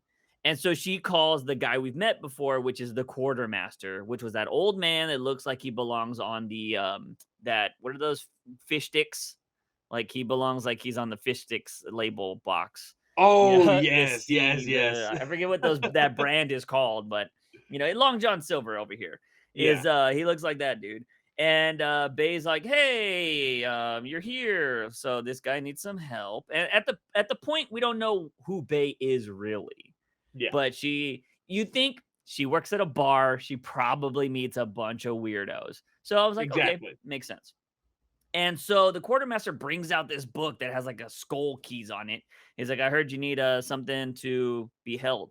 And he's like, yeah, this is not for me. And he's like, all right, who am I putting in the name under? And he's like, well, it's not mine. He's like, I gotta put a name in it. He's like, it's for Nightwing. And so he writes in Nightwing in the book. And that, I guess, is kind of how the guy knows that when he met Nightwing many issues ago, he's all like, Nightwing, you have something in this ship. And, Yeah, what do they call the ship? The hold. They're the like, you whole have yeah. something in the hold that's there for you. And Nightwing's all like, what the fuck? Like, he doesn't know. And when we were reading that, we were just like, what the fuck are they doing here? We still don't know about his sister. Like, we still don't know about his sister. Like, we have all of these plot points that he's trying to do. Anyways, we go to now when we're in Titan's Tower. I completely forgot about Titan's Tower, by the way, and I was a little shocked that Beast Beast Boy, Boy was yeah, in the room. Dude, I was like, why is Beast Boy in the same apartment as both yeah, Barbara and Nightwing? This yeah, is a and he just little jumps on awkward. their bed, and I was As a just like, dog, yeah. yeah, and he was like, because he follows Haley in, and he's like, Haley's understandable, Beast Boy, but you, and he's like, what, man, I'm excited. Like, what can you do? And so like I forgot it was about Titan's Tower. But anyways, Nightwing's like, I gotta go take care of something that I've been putting off. And they're like, oh, what is this about? We jump to Zuko and Heartless going to the quartermaster area. Of course, quartermaster comes out and he's like, Heartless, we know about you. We're not gonna allow you to do something. And he says something that I guess there's got to be some magic involved here, some Pirates of the Caribbean type stuff, because he's like, what does he say? Like we do not forget or something like that. He Um, says, the hold doesn't let go. yeah. And so Heartless takes the quartermaster's heart. And they're like, and Zuko's like, oh, yo, trust me, we're going to have all the money we need right down here. And they go down to where the hold is, and the pirate ship is gone. It's just this big whale there now. And he's like, yo, it's gone. What the hell? And so, of course, Nightwing shows up to the crime scene. He's talking to what's her face? Maggie Sawyer. Yeah, Maggie Sawyer. And she's like, did you know him? He's like, nope, only met him once. And just kind of talking about stuff. And she's like, you kind of seem like you know a little bit more than you're telling me. He's like, eh. But he does say, I will let you know everything. There's just Yeah. something I need to do first. And then Barbara, I love this little bit of like tech here where she's like, yo, Nightwing, those guys that are taking the body are not registered under our files. And I was like, oh, okay. It's not like Bruce's like memory of like, I know every criminal Well, and ever. I think this has to do a lot with the fact that in the beginning of Taylor's run, he had to Hmm. deal with a lot with the corruption. So this makes sense of the progression of like, hey, how does that not happen anymore? And Yes. so, between the panels or like whatever you want to headcanon, they Hmm. have made a database of all of the first responders and all of this. So I think that Yeah. is very cool. Yeah, so he chases down the ambulance on his Nightwing bike, and he starts fighting these two guys in the back of the ambulance. I thought he was about to do the Rorschach quote here, I kind of thought you so know? too, because like one of the ambulance guys, he's like, "Oh, you're locked in here with us," and I Yeah, legit thought he's like, "No, you're locked in here with me." yeah, But instead, he just like knocks the shit out of everybody. yeah. And then what ends up happening is when he steps out of, or when he's like done beating them up, Barbara's like, "Hey, your GPS is no longer on the map. Like, where are you?" And he's on a boat. And he's all like, what? And he comes out. There's a bunch of people that are covered, like pointing guns at him. And he's like, Captain Blood. And then it's like, hello, Nightwing. And it's Bay in a pirate outfit. and it's weird because, like, she has what looks like jeans on and Yeah. then, like, the upper part of, like, a pirate outfit, and I'm just like, "Okay." Uh, eh, Yeah. again, feel like Yeah. we're jumping the shark here. Yeah. Um, I am always willing, more so than I feel like Juice is, always willing to see out what Taylor has. Mhm. Um, because again, we know that Taylor does have a problem with ending story arcs. Yes. Um, but the overall story is usually a fun one. Mhm. Uh, so I'm willing to hear this out and willing to see what goes on. Bay being a secret pirate, is a little odd. I will find this acceptable if it turns out that Bruce had Bay watching over Rick Grayson. I would be okay with that because then Bruce would have never had to worry about him because he's like, "Yo, I met this chick before. She lives in Bloodhaven. She's part of this society. She'll watch over him." So Okay, okay, I can believe some people might be like, "Oh, so it's just a made up romance." Be like, no, they fell for each other. It is what it is. But Batman had her watching him because her just randomly being a pirate person is weird. But if yeah. you tell me that somebody was like, "Yo, I need you to watch over this guy," and then they had a romance or whatever, that's totally fine. But finding out that she's just randomly a pirate person seems really weird. Unless we'd have to go back and there's hints at it, maybe throughout I that don't run. believe there is Yeah, at all. it's just really weird. So yeah, that was the big thing. Then there's a backup story that I like the art of, but felt very weird.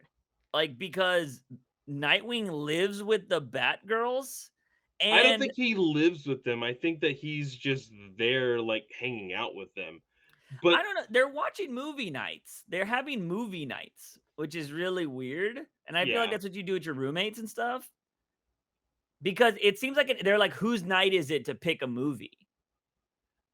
true. I mean, it is they are a part of the Bat family, so, like, Yeah, I could see them, like, hanging out frequently, yeah, especially in the canonical Batgirls comic. Barbara is a part of that team of Batgirls, so I would guess that Nightwing visits them a whole lot. yeah. So, yeah, so they're all hanging out, and this guy who kind of looks like Alfred, just with a more Frenchy type mustache, is spying on them, and he's like, "Damn, how many girls does this guy got?" At the very end, yeah. Yeah, and so like he's been spying on him for a while, so he possibly also knows about Barbara, Yeah. and he's just kind of like, "What's going on here?" So I don't know where that story's gonna go. It's one of three. So somebody that it also involves that's involved with toys for whatever reason, these bears, because there's like a whole group of it looks like Matches Malones Yeah. are yeah, a bunch of Matches Malone's wannabes are shooting these bears, and I guess they work with this guy who is spying on Nightwing for whatever reason. And it's probably if you want to say this is one of those stories in between when he was still being chased down, I could believe that, you know? Yeah. But yeah, he's essentially training the other Batgirls. Um, and yeah, it'll be very interesting to see where that goes. Um, the girls seem a little bit older here compared to when they were in the Batgirl series where they made them seem like they were teenagers. Yeah. I'm just confused. Like, pick a fucking lane. Like, but then again, if Cat, not Cassie, but if Stephanie is around the same age as Drake, then like Drake just graduated high school or something in that story. I don't remember. Like, they need to pick the ages of these kids, like, because I don't know what's going on. It's just so And weird. I know that in the past, writers and artists have, like, commented on the fact that, like, oh, well, because these characters will never truly die off in the sense of, like, we will never write them again. They have to write them for the era that, this generation is. And so they Mhm. have to think of future readers. And Yeah, so, like, okay, well, we every so often we have to de-age these characters yeah, for them to be relatable to the new generation of readers. yeah, Um, and I just feel like that's a little bit confusing when there is legitimate progression for, like, Nightwing. Mhm. Yeah. Nightwing was Robin at one point, a very young Robin at one point, and now he is Nightwing Dick Grayson. Yeah. At what point does Damian finally grow up? At what Yeah. point will Tim Drake grow up? What like I need these characters to progress a little bit quicker, Mhm. but not like I'm not saying that they all need to grow up immediately, Yeah. but like I don't need Damian to be a child for the next 30 years. Yeah. I think, probably the only way we're ever gonna get that is the way, like, Tom King does it, you know? He mixes in future stories with past stories, kinda Yeah. like what we're getting with Wonder Woman with Trinity, you know? And he did that in his Batman run, you know? We saw the future of him we basically saw the happy marriage of Catwoman and Batman through his stories, and, Yeah. like, I'm sure people would love to see more of that, but DC's like, No, we don't wanna show that." You could have had that with Future State, but they decided to go future with it Yeah. instead of just like just tell these people as an older, older groups. Like show me older Damien with, show me the new Trinity, Like tell me those stories and just call it Future State or DC Future or some shit, where we Yeah. know that that's what it'll be in the future, but we can read those stories now, you know? Because, like, I think is if you can build up, like, if you can get people to start liking Jonathan Kent Superman, Damian Wayne Batman, and Trinity's Wonder Woman, then maybe eventually you can transition to them to be the main characters of all your books. Yeah. But you need to tell those stories. But I think one, a lot of consumers aren't doing that. They don't want to buy these books because they're like, I like Bruce Wayne Batman, and they always Mhm. fall off. Um, but at the same time, those stories aren't being told very well either when you do the future state stuff, It's the same generic stuff with, oh yeah, there's a future Joker, there's a future Two-Face, and it's just like, okay, guys, we can make some new characters. But it's kind of is what it is. I let's talk about the Catwoman book because I actually again really liked Harley Quinn. I don't know how you felt about Harley Quinn book. I did like Harley Quinn. Yeah. There was 3 stories. The first one was by Gail Simone, which I thought was absolutely hilarious. Yeah. Um, Let's just knock out this book right now anyways. yeah. It's just going to that. So yeah, first book by Gail Simone. Dude, before I saw who was writing it, at first I was like, yo, is this gonna be a shitting on Tom King book?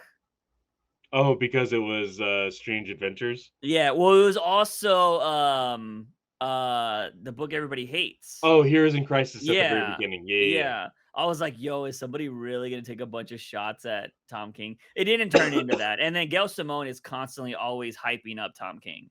yeah. So, this is all just fun, but essentially, it does start off with Harley Quinn at the Heroes in Crisis area where they would do the kind of like what did they call them?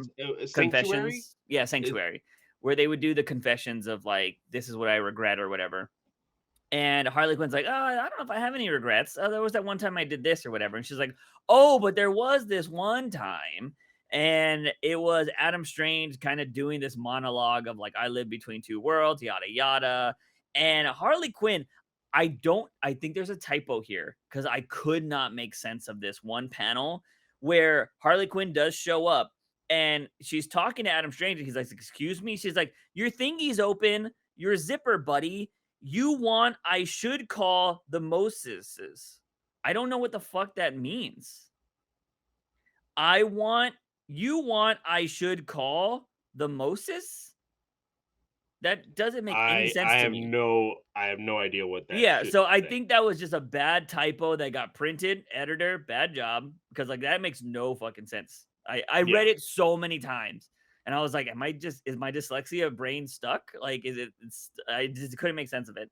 And then so what she ends up doing is she basically drop kicks freaking Adam Strange out of the Zeta Beam area, and she takes the Zeta Beam to wherever it's gonna go.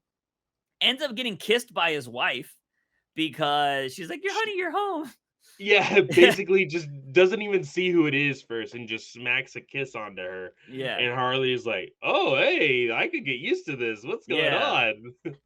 And she's all like, she's kind of like, "Oh yeah, I don't know if you swing that way or anything like that, but have you ever thought about polyamory?" And then like just going off on trying to hook up with this chick. And then there's like an old man there, and she's like, "Not you. I was talking to her." Like, and so she's kind of funny. And she's like, "Oh, Adam Strange usually saves us. Like, can you fight? We need a warrior." And she's like, "Sure. I just need a few things." And so we get the Harley Quinn mallet with the gun and stuff. And Harley just starts beating the shit out of all of these I people. I love this because Harley's like, "I need a catchphrase or I need a war Yeah. cry or something." The first one, I could not stop laughing because I truly feel like Adam Strange and John Carter are basically the exact same characters. And Uh-huh. she yells, "John Carter should have got a sequel." Yeah. Like this is truly like a Deadpool moment here, but I Yeah. absolutely love it. Then the next one is waffles are superior pancakes. And like Hawkman's Origin. origin is confusing. Like she just keeps yelling Yeah. out these random things, but beating the fuck out of all of these aliens. It's Yeah. absolutely hilarious. Yeah, and then so she keeps doing that, and then they keep calling her Earthman, and she's all like, "Can you stop calling me that?" And so it's Adam Strange's wife, and they're kind of talking, and she's like, Harley is like, "Hey, like, yeah, we won, but just to let you know, like, I know how what poor people look like, and it's easy to get jealous when you're living next to the zillionaires." And so Adam Strange's wife is like, "Okay, we will try to work with them to make things better." And she's like, "Is there anything else I could do for you?" And then like kind of Harley gets a kiss from her, and she's like, "Oh." She is like, and then Adam Strange's wife is like, "Maybe in another reality." And Harley's like, "Okay." She's like, "But hey, there is something you can do for me." And we find out that Ivy is sick at home. So one Zeta beam later, as they say, Ivy's like, "Hey, I got you something." And I mean, Harley's like, "Ivy, I got you something." And she got her a plant from that world. And Ivy's like, Yeah. "I've never seen this plant before." And she's like, "Yeah, hope you get better, yada yada." And it's just like a loving moment between them. And then Ivy's like, "Hey, have you seen the cat?" And And it's so, supposed to insinuate that the yeah. plant ate the cat. Yeah. So yeah, kind of good moment. Anybody that hates on Gail Simone for her writing is stupid. She is a fantastic writer. I Yeah. think she's written some of the best DC books. Arguably one of the most notable female writers, for sure. And I think she's one of the better Batman writers in general, in my opinion. I haven't seen her write a lot of Batman, but her Batgirl run was phenomenal, I think. Yes. So much so that they kicked her off it and people got so mad that they brought her back, if I remember that story correctly. Yeah. So, yeah, Gail Simone is badass. The next story was it was okay. It wasn't the greatest. It was a nightmare, somewhat, and it was just Harley Quinn. Again, we've seen the story kind of few times where she's always wanting to take on the when she's a doctor. She's like, I want to work with Joker. I want to work with Joker. But because she always wanted to cure him, right? Like nobody's like, you can't cure him. There's no way you can fix that guy. She's like, I can do it. So just very motivated doctor that knows that they can try to help their patients. And it's a unique story about how like she gets the chance and she's supposed to be there at a certain time, but it seems like everything's kind of getting in her way to get there on time. Her tire break or her alarm doesn't go off. Her tire breaks down. She has to rush through the things. And since she gets there late, the doctor that gave her the chance is killed by the Joker. So she was like, "Oh, that should have been me. I should have died." So she actually gets saved by all these bad circumstances. And then we find out that she leaves Gotham. She goes to, is it National City or Central City? Because like that's always National City, I think, is on CW, right? Yeah. She goes to Central City, so she works with like Captain Cold and everybody. And then eventually she goes back to Gotham to talk to Joker. And I feel like this is played out a million times before. Like, I don't know if this is like they've just solidified this in canon. I've definitely heard this interaction between Joker and Harley before, where he tries to tell the story and she's like, "Look, I already know what you're gonna say. You're gonna say this, your dad did that." And she was like, "You know what? I don't even need to write anything about you because you're just generic like every other villain." And Joker gets mad, and she walks away like a badass. And then she wakes up and it's a nightmare, and she's Harley Quinn right next to Mr. J.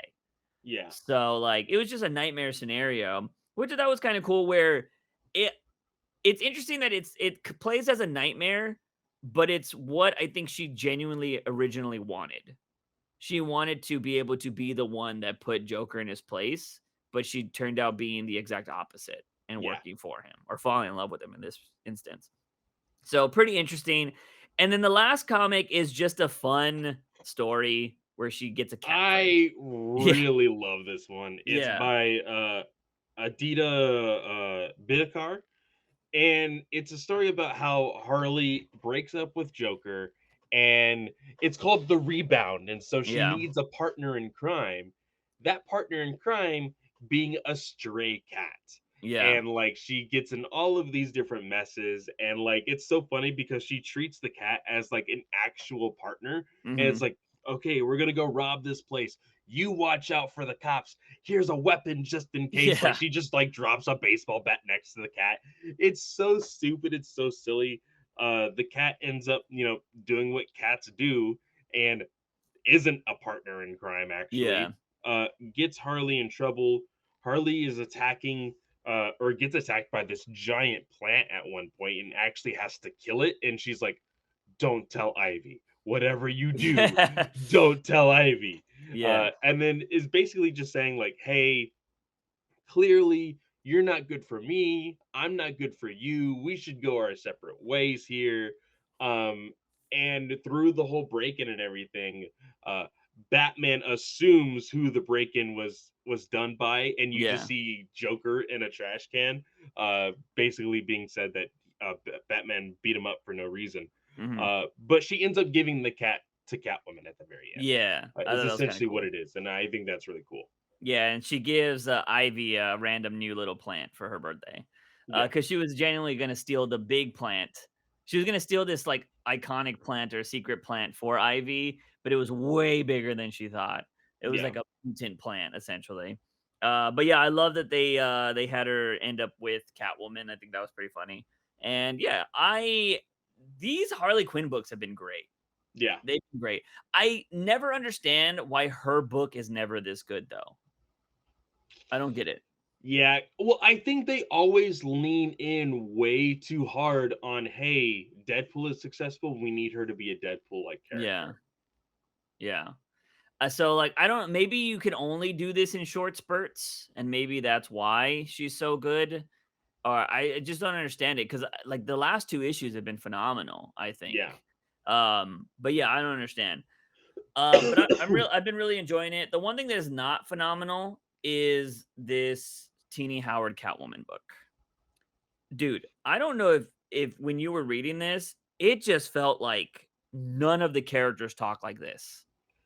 The writing was so bad. Yeah, so Like bad. so bad.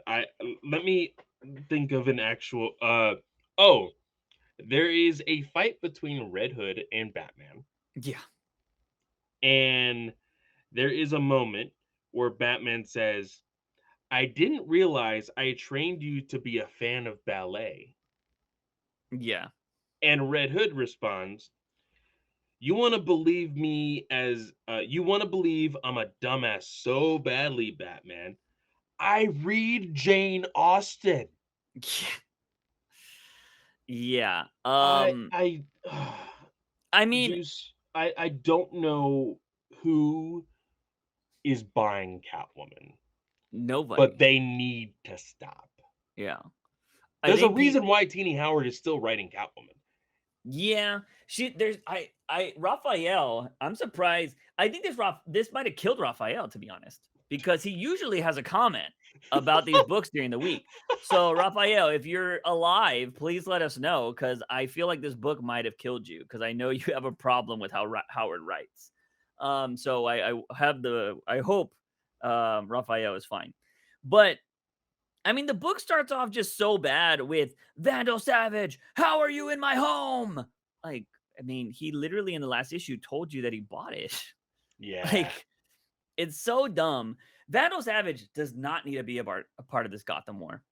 But like, it's revealed because I don't care about going in order of this book. It turns out that somebody working for Catwoman is on Vandal Savage's team. Well, it's not only on his team, it's Marquise, Yeah. and she is the daughter of Yeah. Vandal Savage.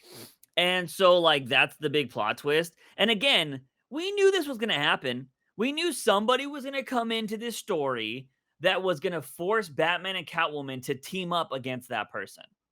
Like, it's the most generic, played out story ever. You know what I mean? It's always the bad guys teaming up, or it's always like there's a conflict between good guys, and then a big bad shows up, and they have to team up to beat the big bad.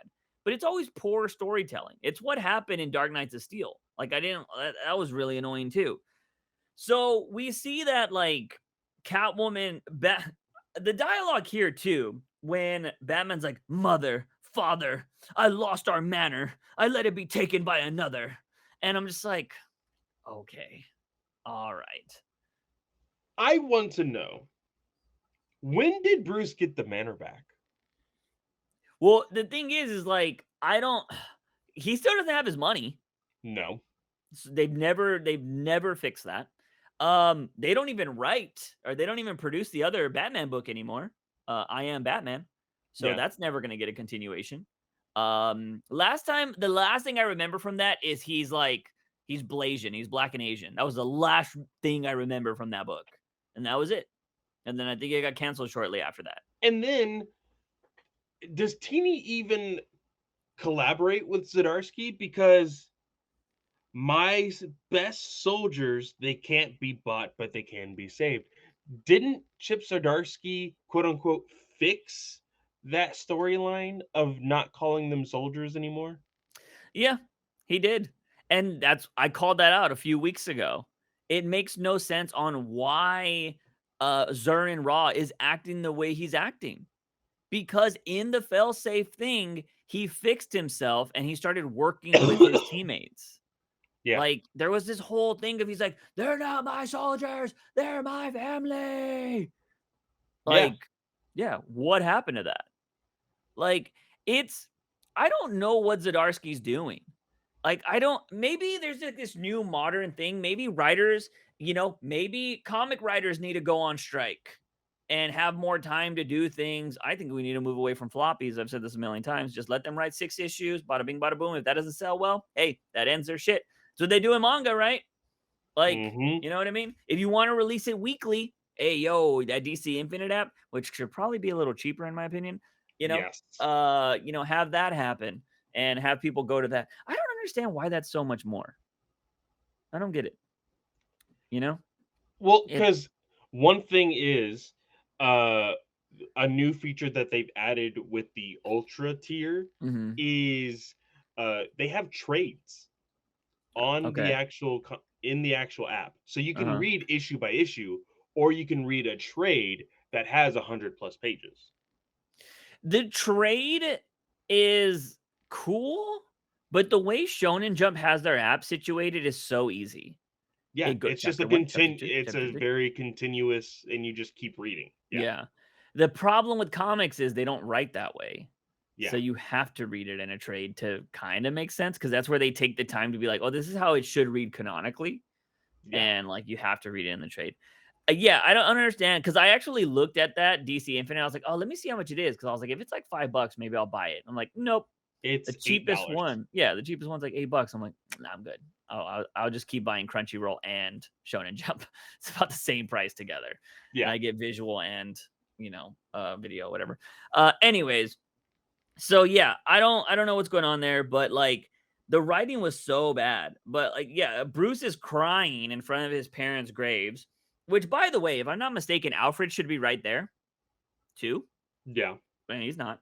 But then again, it was Tinian that freaking blew up Alfred's body. So maybe Alfred doesn't even have a body to be there anymore. But yeah, Batman's just like, "I shared our home with others. I shared our wealth with good people, and now it's gone. But I won't lose them." And that's when he says, "My soldiers." So yeah, I don't know what's happening there. Selena is just watching this from afar, and she's like, "Oh man, he's kind of breaking down. Like, that kind of sucks. I don't want him to hurt like that. Like, that fucking blows." Well, maybe you should have talked about this like fucking adults. yeah, Like, for real. you know? And like, it just makes no sense, because like, the argument it's so fucking dumb. Yeah, Like, what would have been a little bit more interesting, Clay? As that guy that died that started Batman on his rampage, if he would have been the disagreement between Batman and Catwoman. Like, if that would have started it, where Selina's like, "People are dying for no reason." Like, we can teach them a different way to save lives. I can teach them. And Bruce is like, no, there'll still be criminals. They're going to be attacking people for no reason, or they're going to do whatever. You know what I mean? Like, there should have been a reason for them to be fighting, opposed to like, this is the way I think. No, this is the way I think. And like, all right, well, let's go to war. And it's just like, it's fucking dumb. Like, Yeah. there should have been a death or something, but they had the death happen after the fact, and now Bruce's his mind is breaking or whatever. Granted, the last fight scene from the, Bruce fighting his family was kind of cool. I thought that was awesome. This book, not so much. So Selena's like, yeah, I don't want to hurt him that way, yada yada. And then she gives this weird speech. She's like, listen up, crew, and like all this other shit. And they're like gonna go to a gala and they're gonna steal the cars and they're gonna steal this stuff or whatever. Red Hood goes in there. He's like, yeah, we're stealing cars. And she's like, yeah, I know about this guy that stole these wheels off the Batmobile one time. And he's like, yeah, I'm glad you remember. I absolutely hate, and I understand because again, we talked about. I mentioned this earlier how every writer has to think, hey, there's a new generation of readers, so Hmm. they may not know these characters, and so because of that, whenever there is a crossover, the editors and the publishers tell the writers, hey, you're in a crossover. That means that Red Hood fans are going to be reading Catwoman for the first time. Hmm. Catwoman fans are going to be introduced to Red Hood for the first time. And so they tell these writers this. And so the writers are like, oh, I have to explain like the origins of these characters and random Yeah. little doodads and stuff. Oh, there was once this guy that I knew that stole the tires off the Batmobile. It's Yeah. just like If people it's so wanted, annoying. yeah, if you make your character cool enough, people will go out of their way to read it, to read Yeah. more. Just make them cool. That's all you it's so simple. And here's the thing is, that's kind of what they've been trying to do with Batman, and it's unfortunately how a lot of people read Batman nowadays. Oh, he's doing something cool. The story's great. I'm like, no, the story's not great. He just looks cool doing something. So like, there's that. But like, you can make people look cool by having them say cool shit. You know what I mean?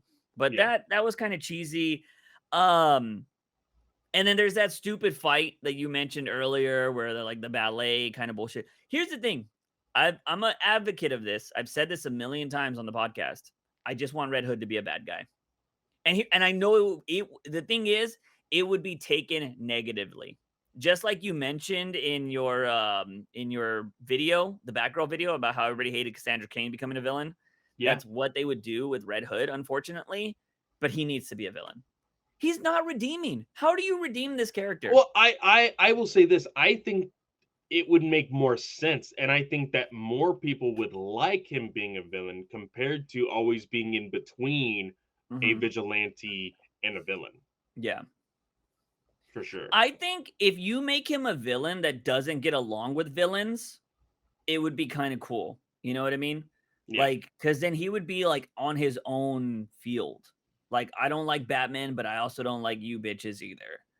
And I think that would be interesting, you know what I mean? Um, but I don't know. I just don't like this back and forth because it's like, when you have a family member or somebody that's dating somebody that you know is like really bad, and you're like, why do you keep doing this to yourself? Like, it makes no sense. That's what Red Hood is. He's the bad relationship partner that people just keep going back to. And they're like, You've seen all the bad things. Why do you keep doing this? But I don't know. Batman's got some bad Stockholm syndrome with Red Hood. Then there's this one part that I was like, okay, I kind of like this. Is when Selena was talking about her and Bruce used to go to plays together. And she was like, we used to come here, we should talk about what we liked, what we didn't like, what was interested in, all this kind of stuff. She's just talking about like a nice date night that they used to have. Then Nightwing shows up, which I feel contradictory here too. Nightwing in this scenario is like, Selena's like, "Oh, how did you know I'm here? Do I have a spy in my midst or something like that? Like, who told you?" He's like, "Nope, I'm just trying to be a neutral party." I'm like, "Since when?" Like, I'm pretty sure you were against Batman in the last issue that we just read because you fought him. A neutral party wouldn't be fighting. Yeah, I'm in between this as well. I genuinely think Nightwing would have the cool head realistically Yeah, I do. I to agree. to be a neutral party in this, but you can't do that after you initially showed him being against Batman. Yeah, because right now it seems like the only person on Batman's side is Was Robin. Damian. Yeah. Yeah. Well, yeah, I guess Damian. They really need to change. It needs to be one Robin. Like seriously, Drake needs to get something different. But anyways, also by the way, I really hate that I call him Drake all the time. I hate it. Like I know every time I say it, I'm like, God, fucking Benson. I fucking hate it. But it's just so much easier. But his name, his hero name being Drake was idiotic. Yes, it was. The UPS Uh man was very, yes. very stupid.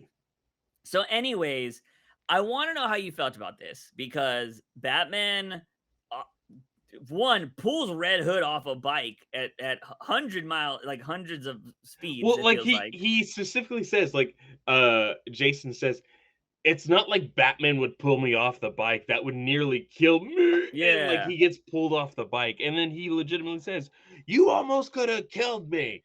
And yeah, like Batman says, "I would never let you die again." I'm yeah, like, God damn it, Howard. Why do you keep doing this? Like yeah, it's so cringeworthy worth of dialogue. It pains me to read this. yeah. And then as they're fighting, Batman drugs Red Hood and puts him under. Yeah. How do you feel about this? I I could see it being a Batman thing to do, Yes, but I could see it being a thing that he would do just to neutralize yeah. Jason. Seeing later that he actually takes him to one of his like hideouts or whatever, Mhm. I'm like, what are you doing? Are you just like gonna keep him down there forever? Are you gonna keep him as a hostage? Like, what is Batman's your done that though. he has done it with villains. Yeah. He doesn't see Red Hood as a villain. Mhm. That's the problem. We want to see Red Hood as a villain, Yeah. but he's not a villain. So, like, is this going to cause more controversy with the family? Is that the only reason why Howard and Chip Zdarsky has planned this out? Yeah. Like, to make Batman look hostile, like, no family member is safe type of Mhm. thing? Like, Yeah. Yeah, I don't know, and then Catwoman's, like, running on the rooftops because she can't get a hold of Jason, and then again, her inner monologues, "I can't lose him, Bruce would never forgive me." Man, y'all just need to fucking sit down and fucking talk because this is well, not ridiculous. only that, you know that he was fighting Batman. Yeah.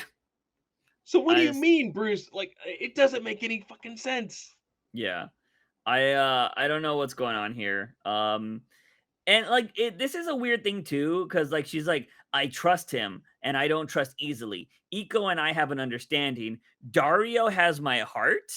Weird. Jason is family, and Marquise has been with me since jail. Jail's a hard place. Please don't come out of the woodwork to help, or people don't come out of the woodwork to help you. Dario has her heart? Was really weird. I don't know. I think it's more like a kinship type of thing, not Yeah, I guess so. necessarily like Well, love he is a interest. tomcat. So, Yes, yeah.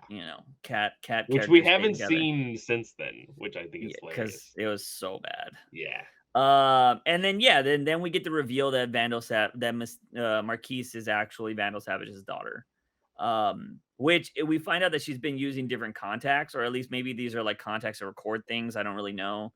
I think Um, it's to hide it's very weird because even Vandal Savage mentions it. It's like, why do you hide the color of your eyes? It reminds me of yeah, your mother. It's like, is that the only reason why? Like, I don't get that either. yeah. There was a moment too when Vandal Savage hits on Catwoman, because they're dancing together, and like all her crew is like stealing all these people's jewels and whatnot. But yeah, yeah, dude, like Howard and Zdarsky are so bad. Like even when we had bad Batman, we had good Catwoman, or at Yeah. least reasonably interesting Catwoman. But both of them bad at the same time. Like I don't, I don't. I would love to know the inner workings of DC. Like, do they just need to have books come out? Like, would it really hurt that much if we switched writers and took time to actually work on books? Like, I don't understand what's going on. Yeah. Because like, are editors non-existent? Like, are there not editors that are like, "Yo, you know this is trash, right?" Like, you know? It I don't get it. well, I also need to know if editors are genuinely just there as hype and not actually editing. Like, "Oh, yeah, you're doing great. You're doing" like, they're all Yeah, yes men, you know? yeah, yeah. I don't know. This book was bad. I mean, the only out of the 6 that we read, I mean, we're gonna cover the last one here in a little bit, but, like, Gargoyles, Harley Quinn, and I think the next book, so half of them are good, half of them are okay, bad-ish. Yeah. But let's go on and move on to the last book that we have for this week. And as you guys know, if you're new to the podcast, we do cover books. The only time we cover books that are not Batman is if they're done by Tom King, because Tom King essentially started this podcast. So we do this as an honorary thing. And this week, Tom King has jumped on Wonder Woman. And I have to say, like, I did flip through the first couple pages and I was like, "Oh no, it's kind of wordy. There's a lot of words." Well, kind of, when I was flipping through a few things. And I was like, "But you know what? It's the first issue of Wonder Woman. I'm going to read this." And dude, I started reading this story and I was so captivated by it. Dude, okay, so for those who do not like political undertones in your comics, Oh, you're sorry, going to hate this. you're gonna absolutely hate this. Yeah. Um, for, uh, us who are in the Hispanic Mexican, category, Mhm. this hits home to us. Yeah. Uh, so much so because there is something called the Amazon Safety Act or something like that, Mhm. and we don't know what has happened or why this act is even enforced, but the US government is going out of their way Mhm. to subdue and or kill Amazons Yeah. that are in the US. My God, Yeah. this was intense. Yeah. And the reason why Clay says the Hispanic thing, immigration from anywhere is really rough to get into America. But right now on the border, people from Mexico, which are usually Mexican or Hispanic, are being killed at the border with like death traps right now. Yeah, Like that is literally happening. I understand there are other races out there that and other like ethnicities that are trying to come into America, but right now at the border, literally people getting killed, families being torn apart, and kids going missing. You know, there's a lot of weird stuff that happens in this book too. Literally, an Amazon has an adopted child, quote unquote, and they're like, "Yeah, we're gonna take that kid, but and we'll tell you what's gonna happen with her once you're off our soil." And yeah. it's like, "Yo, what? No parent would do that. No parent would be like, what the fuck?" But if they forced you to do it, you have no chance, right? So it's like pretty crazy. But the book starts off with this Amazon we don't know, who a lot of people thought was It looks like Cassie. yes, but it's not. The artist has confirmed it is not Cassie. Yeah, So they're in this bar and there is like, some bar dudes kind of like talking like, kind of the stereotypical like how they would talk to women in a bar, like, "Hey baby," kind of shit like that. catcalling, groping type Yeah. of stereotype. Yeah, And this Amazon is like, "I don't like that." And he was all like, "Oh, well, that figure kind of says that you do." And she's like, "All right, well, let me touch you." And slams his face right into the pool table. Love this shot of the three ball with the reflection of one of the guys being like, "Oh, fuck." Like, I yeah, really love that. And what ends up happening is she beats the shit out of everybody in this bar and they die. And and kills 9 people. I think it's 19 people. Is it 19? I think she kills 19 people. And so the only people that were left alive were two women and they were unharmed. So Amazon's obviously not going to hurt women. They know about all that jazz. So, and then this is the one thing I love about Tom King, and I love when comic books do this. There's a bunch of newscasts talking Yeah, about the problem, and they all come from different angles or whatever, like this is what we're hearing right now, breaking news, kind of like all that kind of jazz. And this is when I was flipping through pages and I saw this page. I was like, oh, so much dialogue. But then as I was reading, I was like, okay, this is actually interesting. I want to see what they're saying.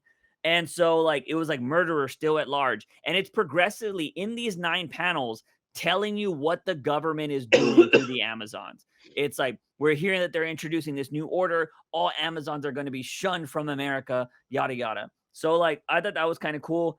Then we get an introduction to this guy. I don't know if he's new or if he's been around or whatever, but as the story progresses, it seems like he has history with the Amazons. So again, I don't know if he's been around before, but it's this guy named Steele or whatever, and he's Sergeant like, Steele. yeah, Sergeant Steele. He has a steel hand. He's part of the. He probably went through the multiverse too with Zdarsky and got a magic hand. And he's like, he's talking to these two guys in suits. He's like, hey man, he was like, I'm gonna have to speed this up because I just got new orders. Just to let you know, I've been undercover this whole time. I had to get you out in the open so I could kill you guys. So I'm just gonna have to speed it up. He kills these two dudes, and he's like, all right, what are my new orders? And he's gonna have to start working with what the US government, and they kind of throw in Amanda Waller's name in this situation because he rivals Amanda Waller, but he also respects her, and they kind of hint like he might have to work with her.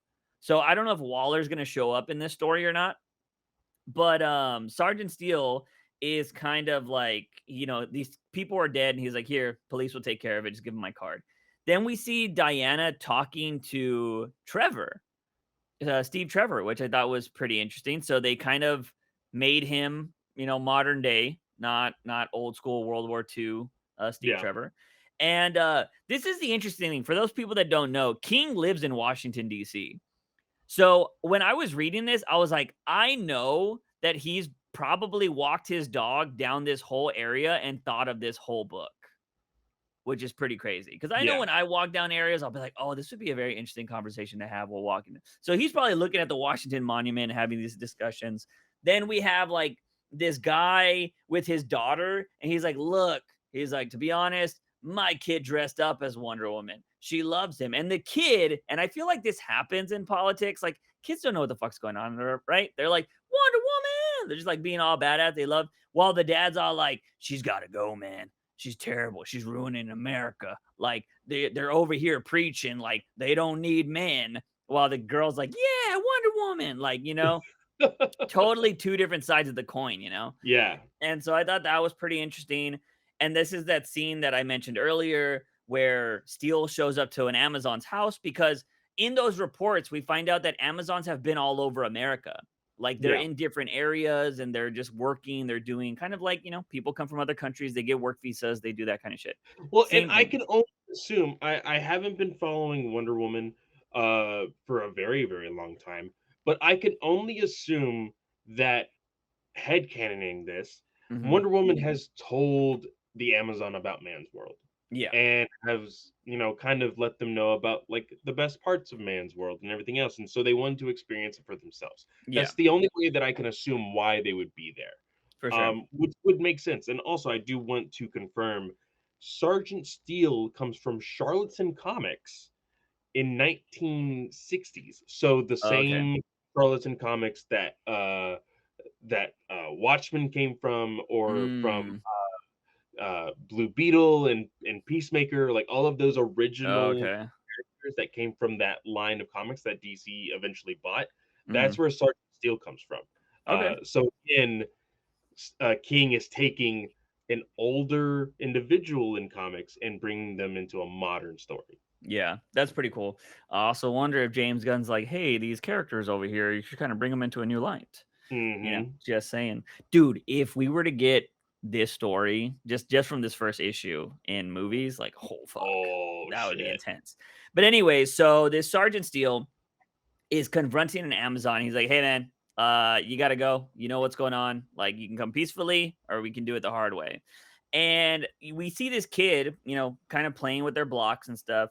And an Amazon comes out the back door with the shield, like ready to fight, because it's what they do, and gets fucking annihilated. And the first thing I thought was like, aren't they like bulletproof? Bulletproof? Like, Exactly. That's exactly what I thought.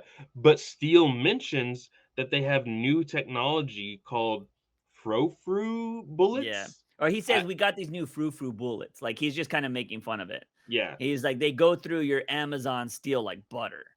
Yeah. And so they explain it. They have new tech to fight the Amazons, which makes sense because Amanda Waller probably has all that shit. You know what I mean? Mhm. So it makes sense that Amazons can just die like no problem. Which if you explain it, I'm totally fair with it. I'll believe it. And I don't think every Amazon is on the level of Wonder Woman. So Exactly, you know yeah. what I mean. So Which I we think clearly see later on in the story. yes. So Steele just starts hunting down people. Now, I thought there was this we kind of have like correspondent things happening where, there's this new anchor and this news anchor is talking to the president. And he's like, "Can you explain what's going on here?" And the president just starts listing off things. He's like, "Fact number 1, in our home state, there was a terrorist attack that 19 men are dead." So there's the 19 thing. Yeah. So he was like, "We asked the Amazons to cooperate. They couldn't tell us anything." They're like, "Fact number 2, the Amazons are from a distant monarchy. They reject our values. They don't share the same values." Act 3, we invited them as guests. And as guests, we can tell them to leave whenever. Fact 4, we passed a law that gives us space to do what we need to do because they want to investigate what's happening, right?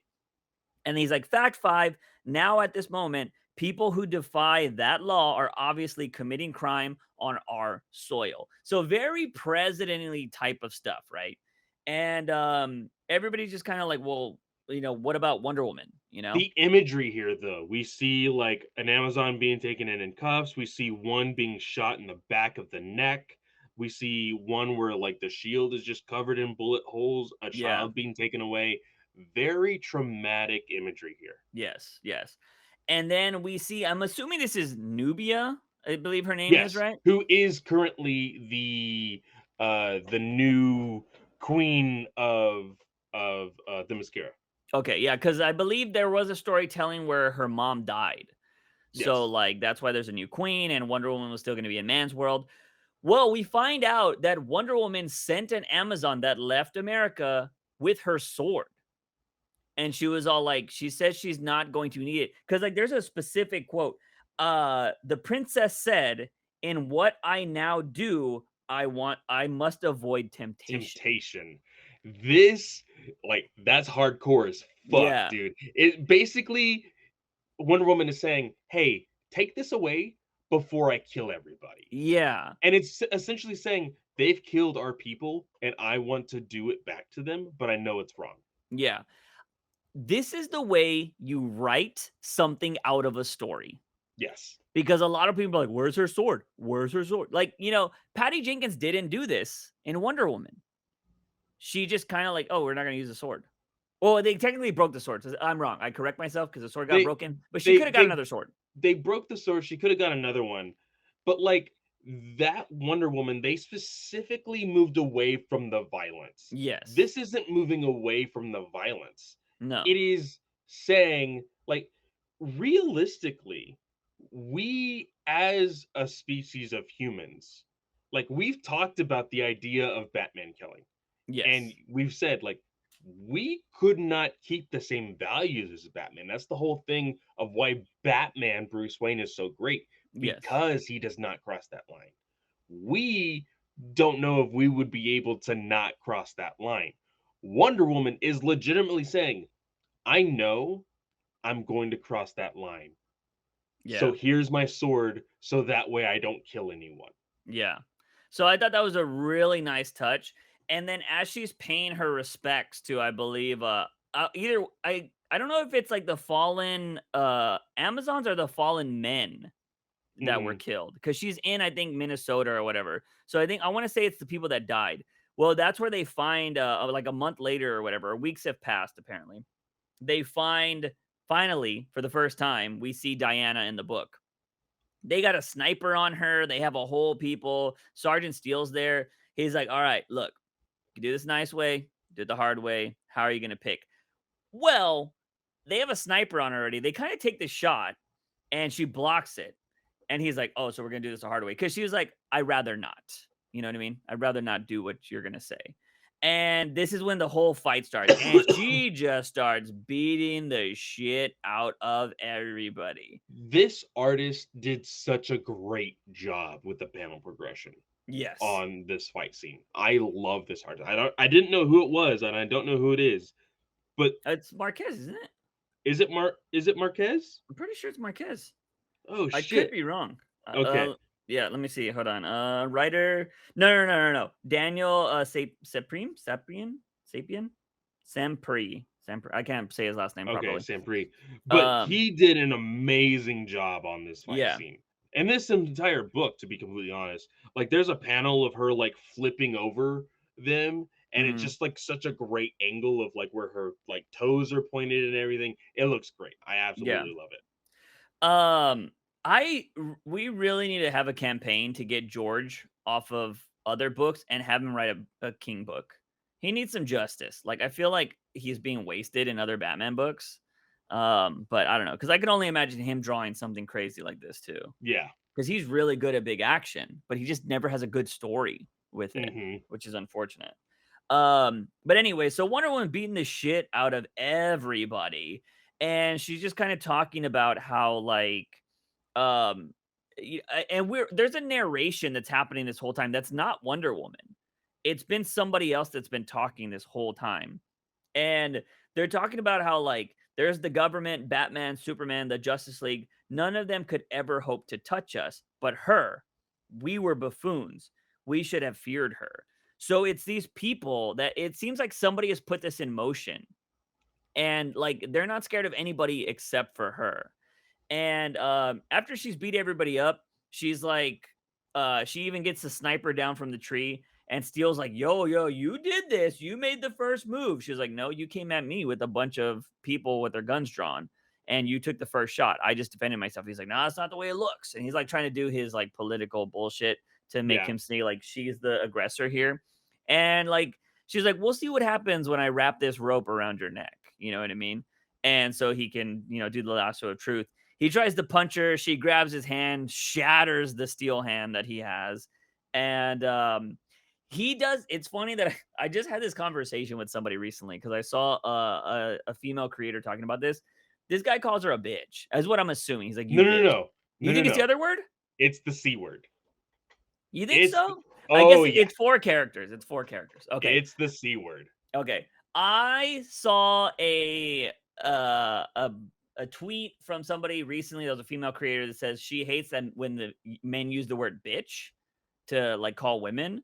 And like, but she also uses the word bitch. And you know my stance on this. I hate when a certain group of people can use one word and nobody else can. I think it's the Yeah. fucking most idiotic thing ever. I understand there's history behind things and all that kind of jazz, but I'm like, if you want to live in an equal world, everybody either can say it or nobody can say it. Like, it just makes no sense to me. But anyways, I thought it was bitch because you bitch sounds more here, like you know what I mean? Because the C word usually that's more Australian. They throw that around like no problem. Yes, but one thing that I will say, I use the C word very frequently Hmm. as a derogatory just towards anybody, not just women. Yeah. It's towards anybody. And I will be completely honest. The one person that got me onto it is called Urban from The Boys. Like Yeah. that's how I started using it. Hmm. And Abby hates it. She's Yeah. like, that is derogatory towards specifically women. Like that is the Yeah. reason why people use it. I'm like, but I use it for everybody. It's Yeah. equal. Yeah. And so when I read this, that's immediately what I thought. I was like, Yeah. that is when Wonder Woman says, Hmm. "Oh, that is uh you use it for women and it's not good." That's when it clicked. I was like, that's what it is. Yeah. Cuz I thought it was bitch. I So, just feel but like bitch there's has four been such characters. a word that has kind of like not been toned down, but it's so normal nowadays, you know? Yeah. Yeah. I think I just connected it because I saw it recently in a conversation. Uh-huh. Conversation I didn't agree with, but it was what it was. But it's funny because I got my haircut recently, and had that conversation with my hairstylist, who's a female as well, and she was all like, "That's dumb." She was all like, "As long as you're cool with people, like it's fine." She was like, "If a stranger called me a bitch, then I'd be like, yo, what the hell?" But like my friends, like I don't give a shit. So I'm like, yes, thank you. Context matters. I Yeah, was like, for yeah, sure. if we say like between us, yo, we're totally cool with calling each other names, that's fair. I wouldn't do that to a stranger. Like what I call my friends, I wouldn't call a stranger. You know what I mean? Like that's just rude. Um, so yeah, we different things here, but I will say there is a 4 character count. Usually when you have these bad words, the character count is how you know what word it is. Yeah, it's And pretty there's only accurate. 4. So, okay, so I like that he calls her a bad word and she kind of says like you refer that to degrade women, all that kind of stuff. And then she shatters his hand, which I think is just a powerful moment. Now, Mhm. granted, there's gonna be some assholes out here that read this. One, they're gonna hate it because it's Tom King, and then they're gonna be like, "Oh, look at Wonder Woman out here just trying to show up men." And I'm like, dude, that's just badass. If you don't think that's cool, I'm sorry. Like, you're dumb. Like, Yeah, that's cool. Because I guarantee you, if Batman or Superman did that, people would be fucking, oh my god, that he crushed his hand. Like, that's so cool. It exactly, yeah. be the same shit. Then we start seeing that Wonder Woman is basically declared an enemy of the state, essentially. Yeah, Like it and there's starts a warrant out happening. for her arrest, yeah. Yeah. And everybody's like freaking out on social media and all this kind of stuff. And then we find out about the Sovereign, I believe that's what the name of this character is. And he's getting a crown and he has the lasso of lies. The Black Lasso, Yeah. yeah. So pretty interesting. That means there are 2 black lassos? I'm No, assuming. I think this would be the one that eventually Trinity gets. I understand that, but wasn't there a black lasso that Batman used on Wonder Woman that, like, makes you hallucinate or makes you think you're fighting somebody you're not or some shit? Uh, I'd have to check the book, but I thought it was black, I would have to double check too, I can't remember. unless it's white. But then maybe that's the other one that Trinity will get? Yeah, Maybe, like, the thing of deception or something? I forget what it was called in Scott Snyder's run. But he uses a backup lasso. I know that there's another lasso that does something. So yeah, the lasso of lies should be very interesting. I'm assuming this is going to be used to build up power, right? Like it's going to be ways like like a sovereign country went into power, became powerful. So, okay, so during Endgame, when the Joker uses a toxin to turn the Justice League against Batman, Batman is able to immobilize Diana using the Blind of Veils, essentially a lasso of lies that was woven by Hephaestus oh, after he created the original lasso by inverting the original weave. interesting. How did Batman lose this lasso? Because like if we're going off of that, how did Batman lose Yeah, it? Curious. But dude, again, like, look, I have said that I need, you know, I don't think whatchamacallit's been that the greatest Tom King book, Danger Street, just because I don't relate to any of the characters and it's a lot of dialogue, and I feel like I need to read it in one go yeah. because it's just a lot going on. And I've said that I think from the first couple of issues. Also, haven't been liking the Joker Mitch story because they hyped it up too much, and I just don't feel like it's hitting what it needs to hit. This book is fucking fantastic. This book hit everything that I needed in a Wonder Woman book. Yeah. It has an interesting plot. The political undertones hit close to home. The like the story behind Wonder Woman actually having a temptation to kill Mhm. because of the killing of her own people Yeah. is even more intriguing. Like because we have seen for so many years the oh, I win because I'm Wonder Woman and I win because Yeah. of the power of love. Like that's gone with this Yeah. story. Like holy shit, that is gone. Yeah.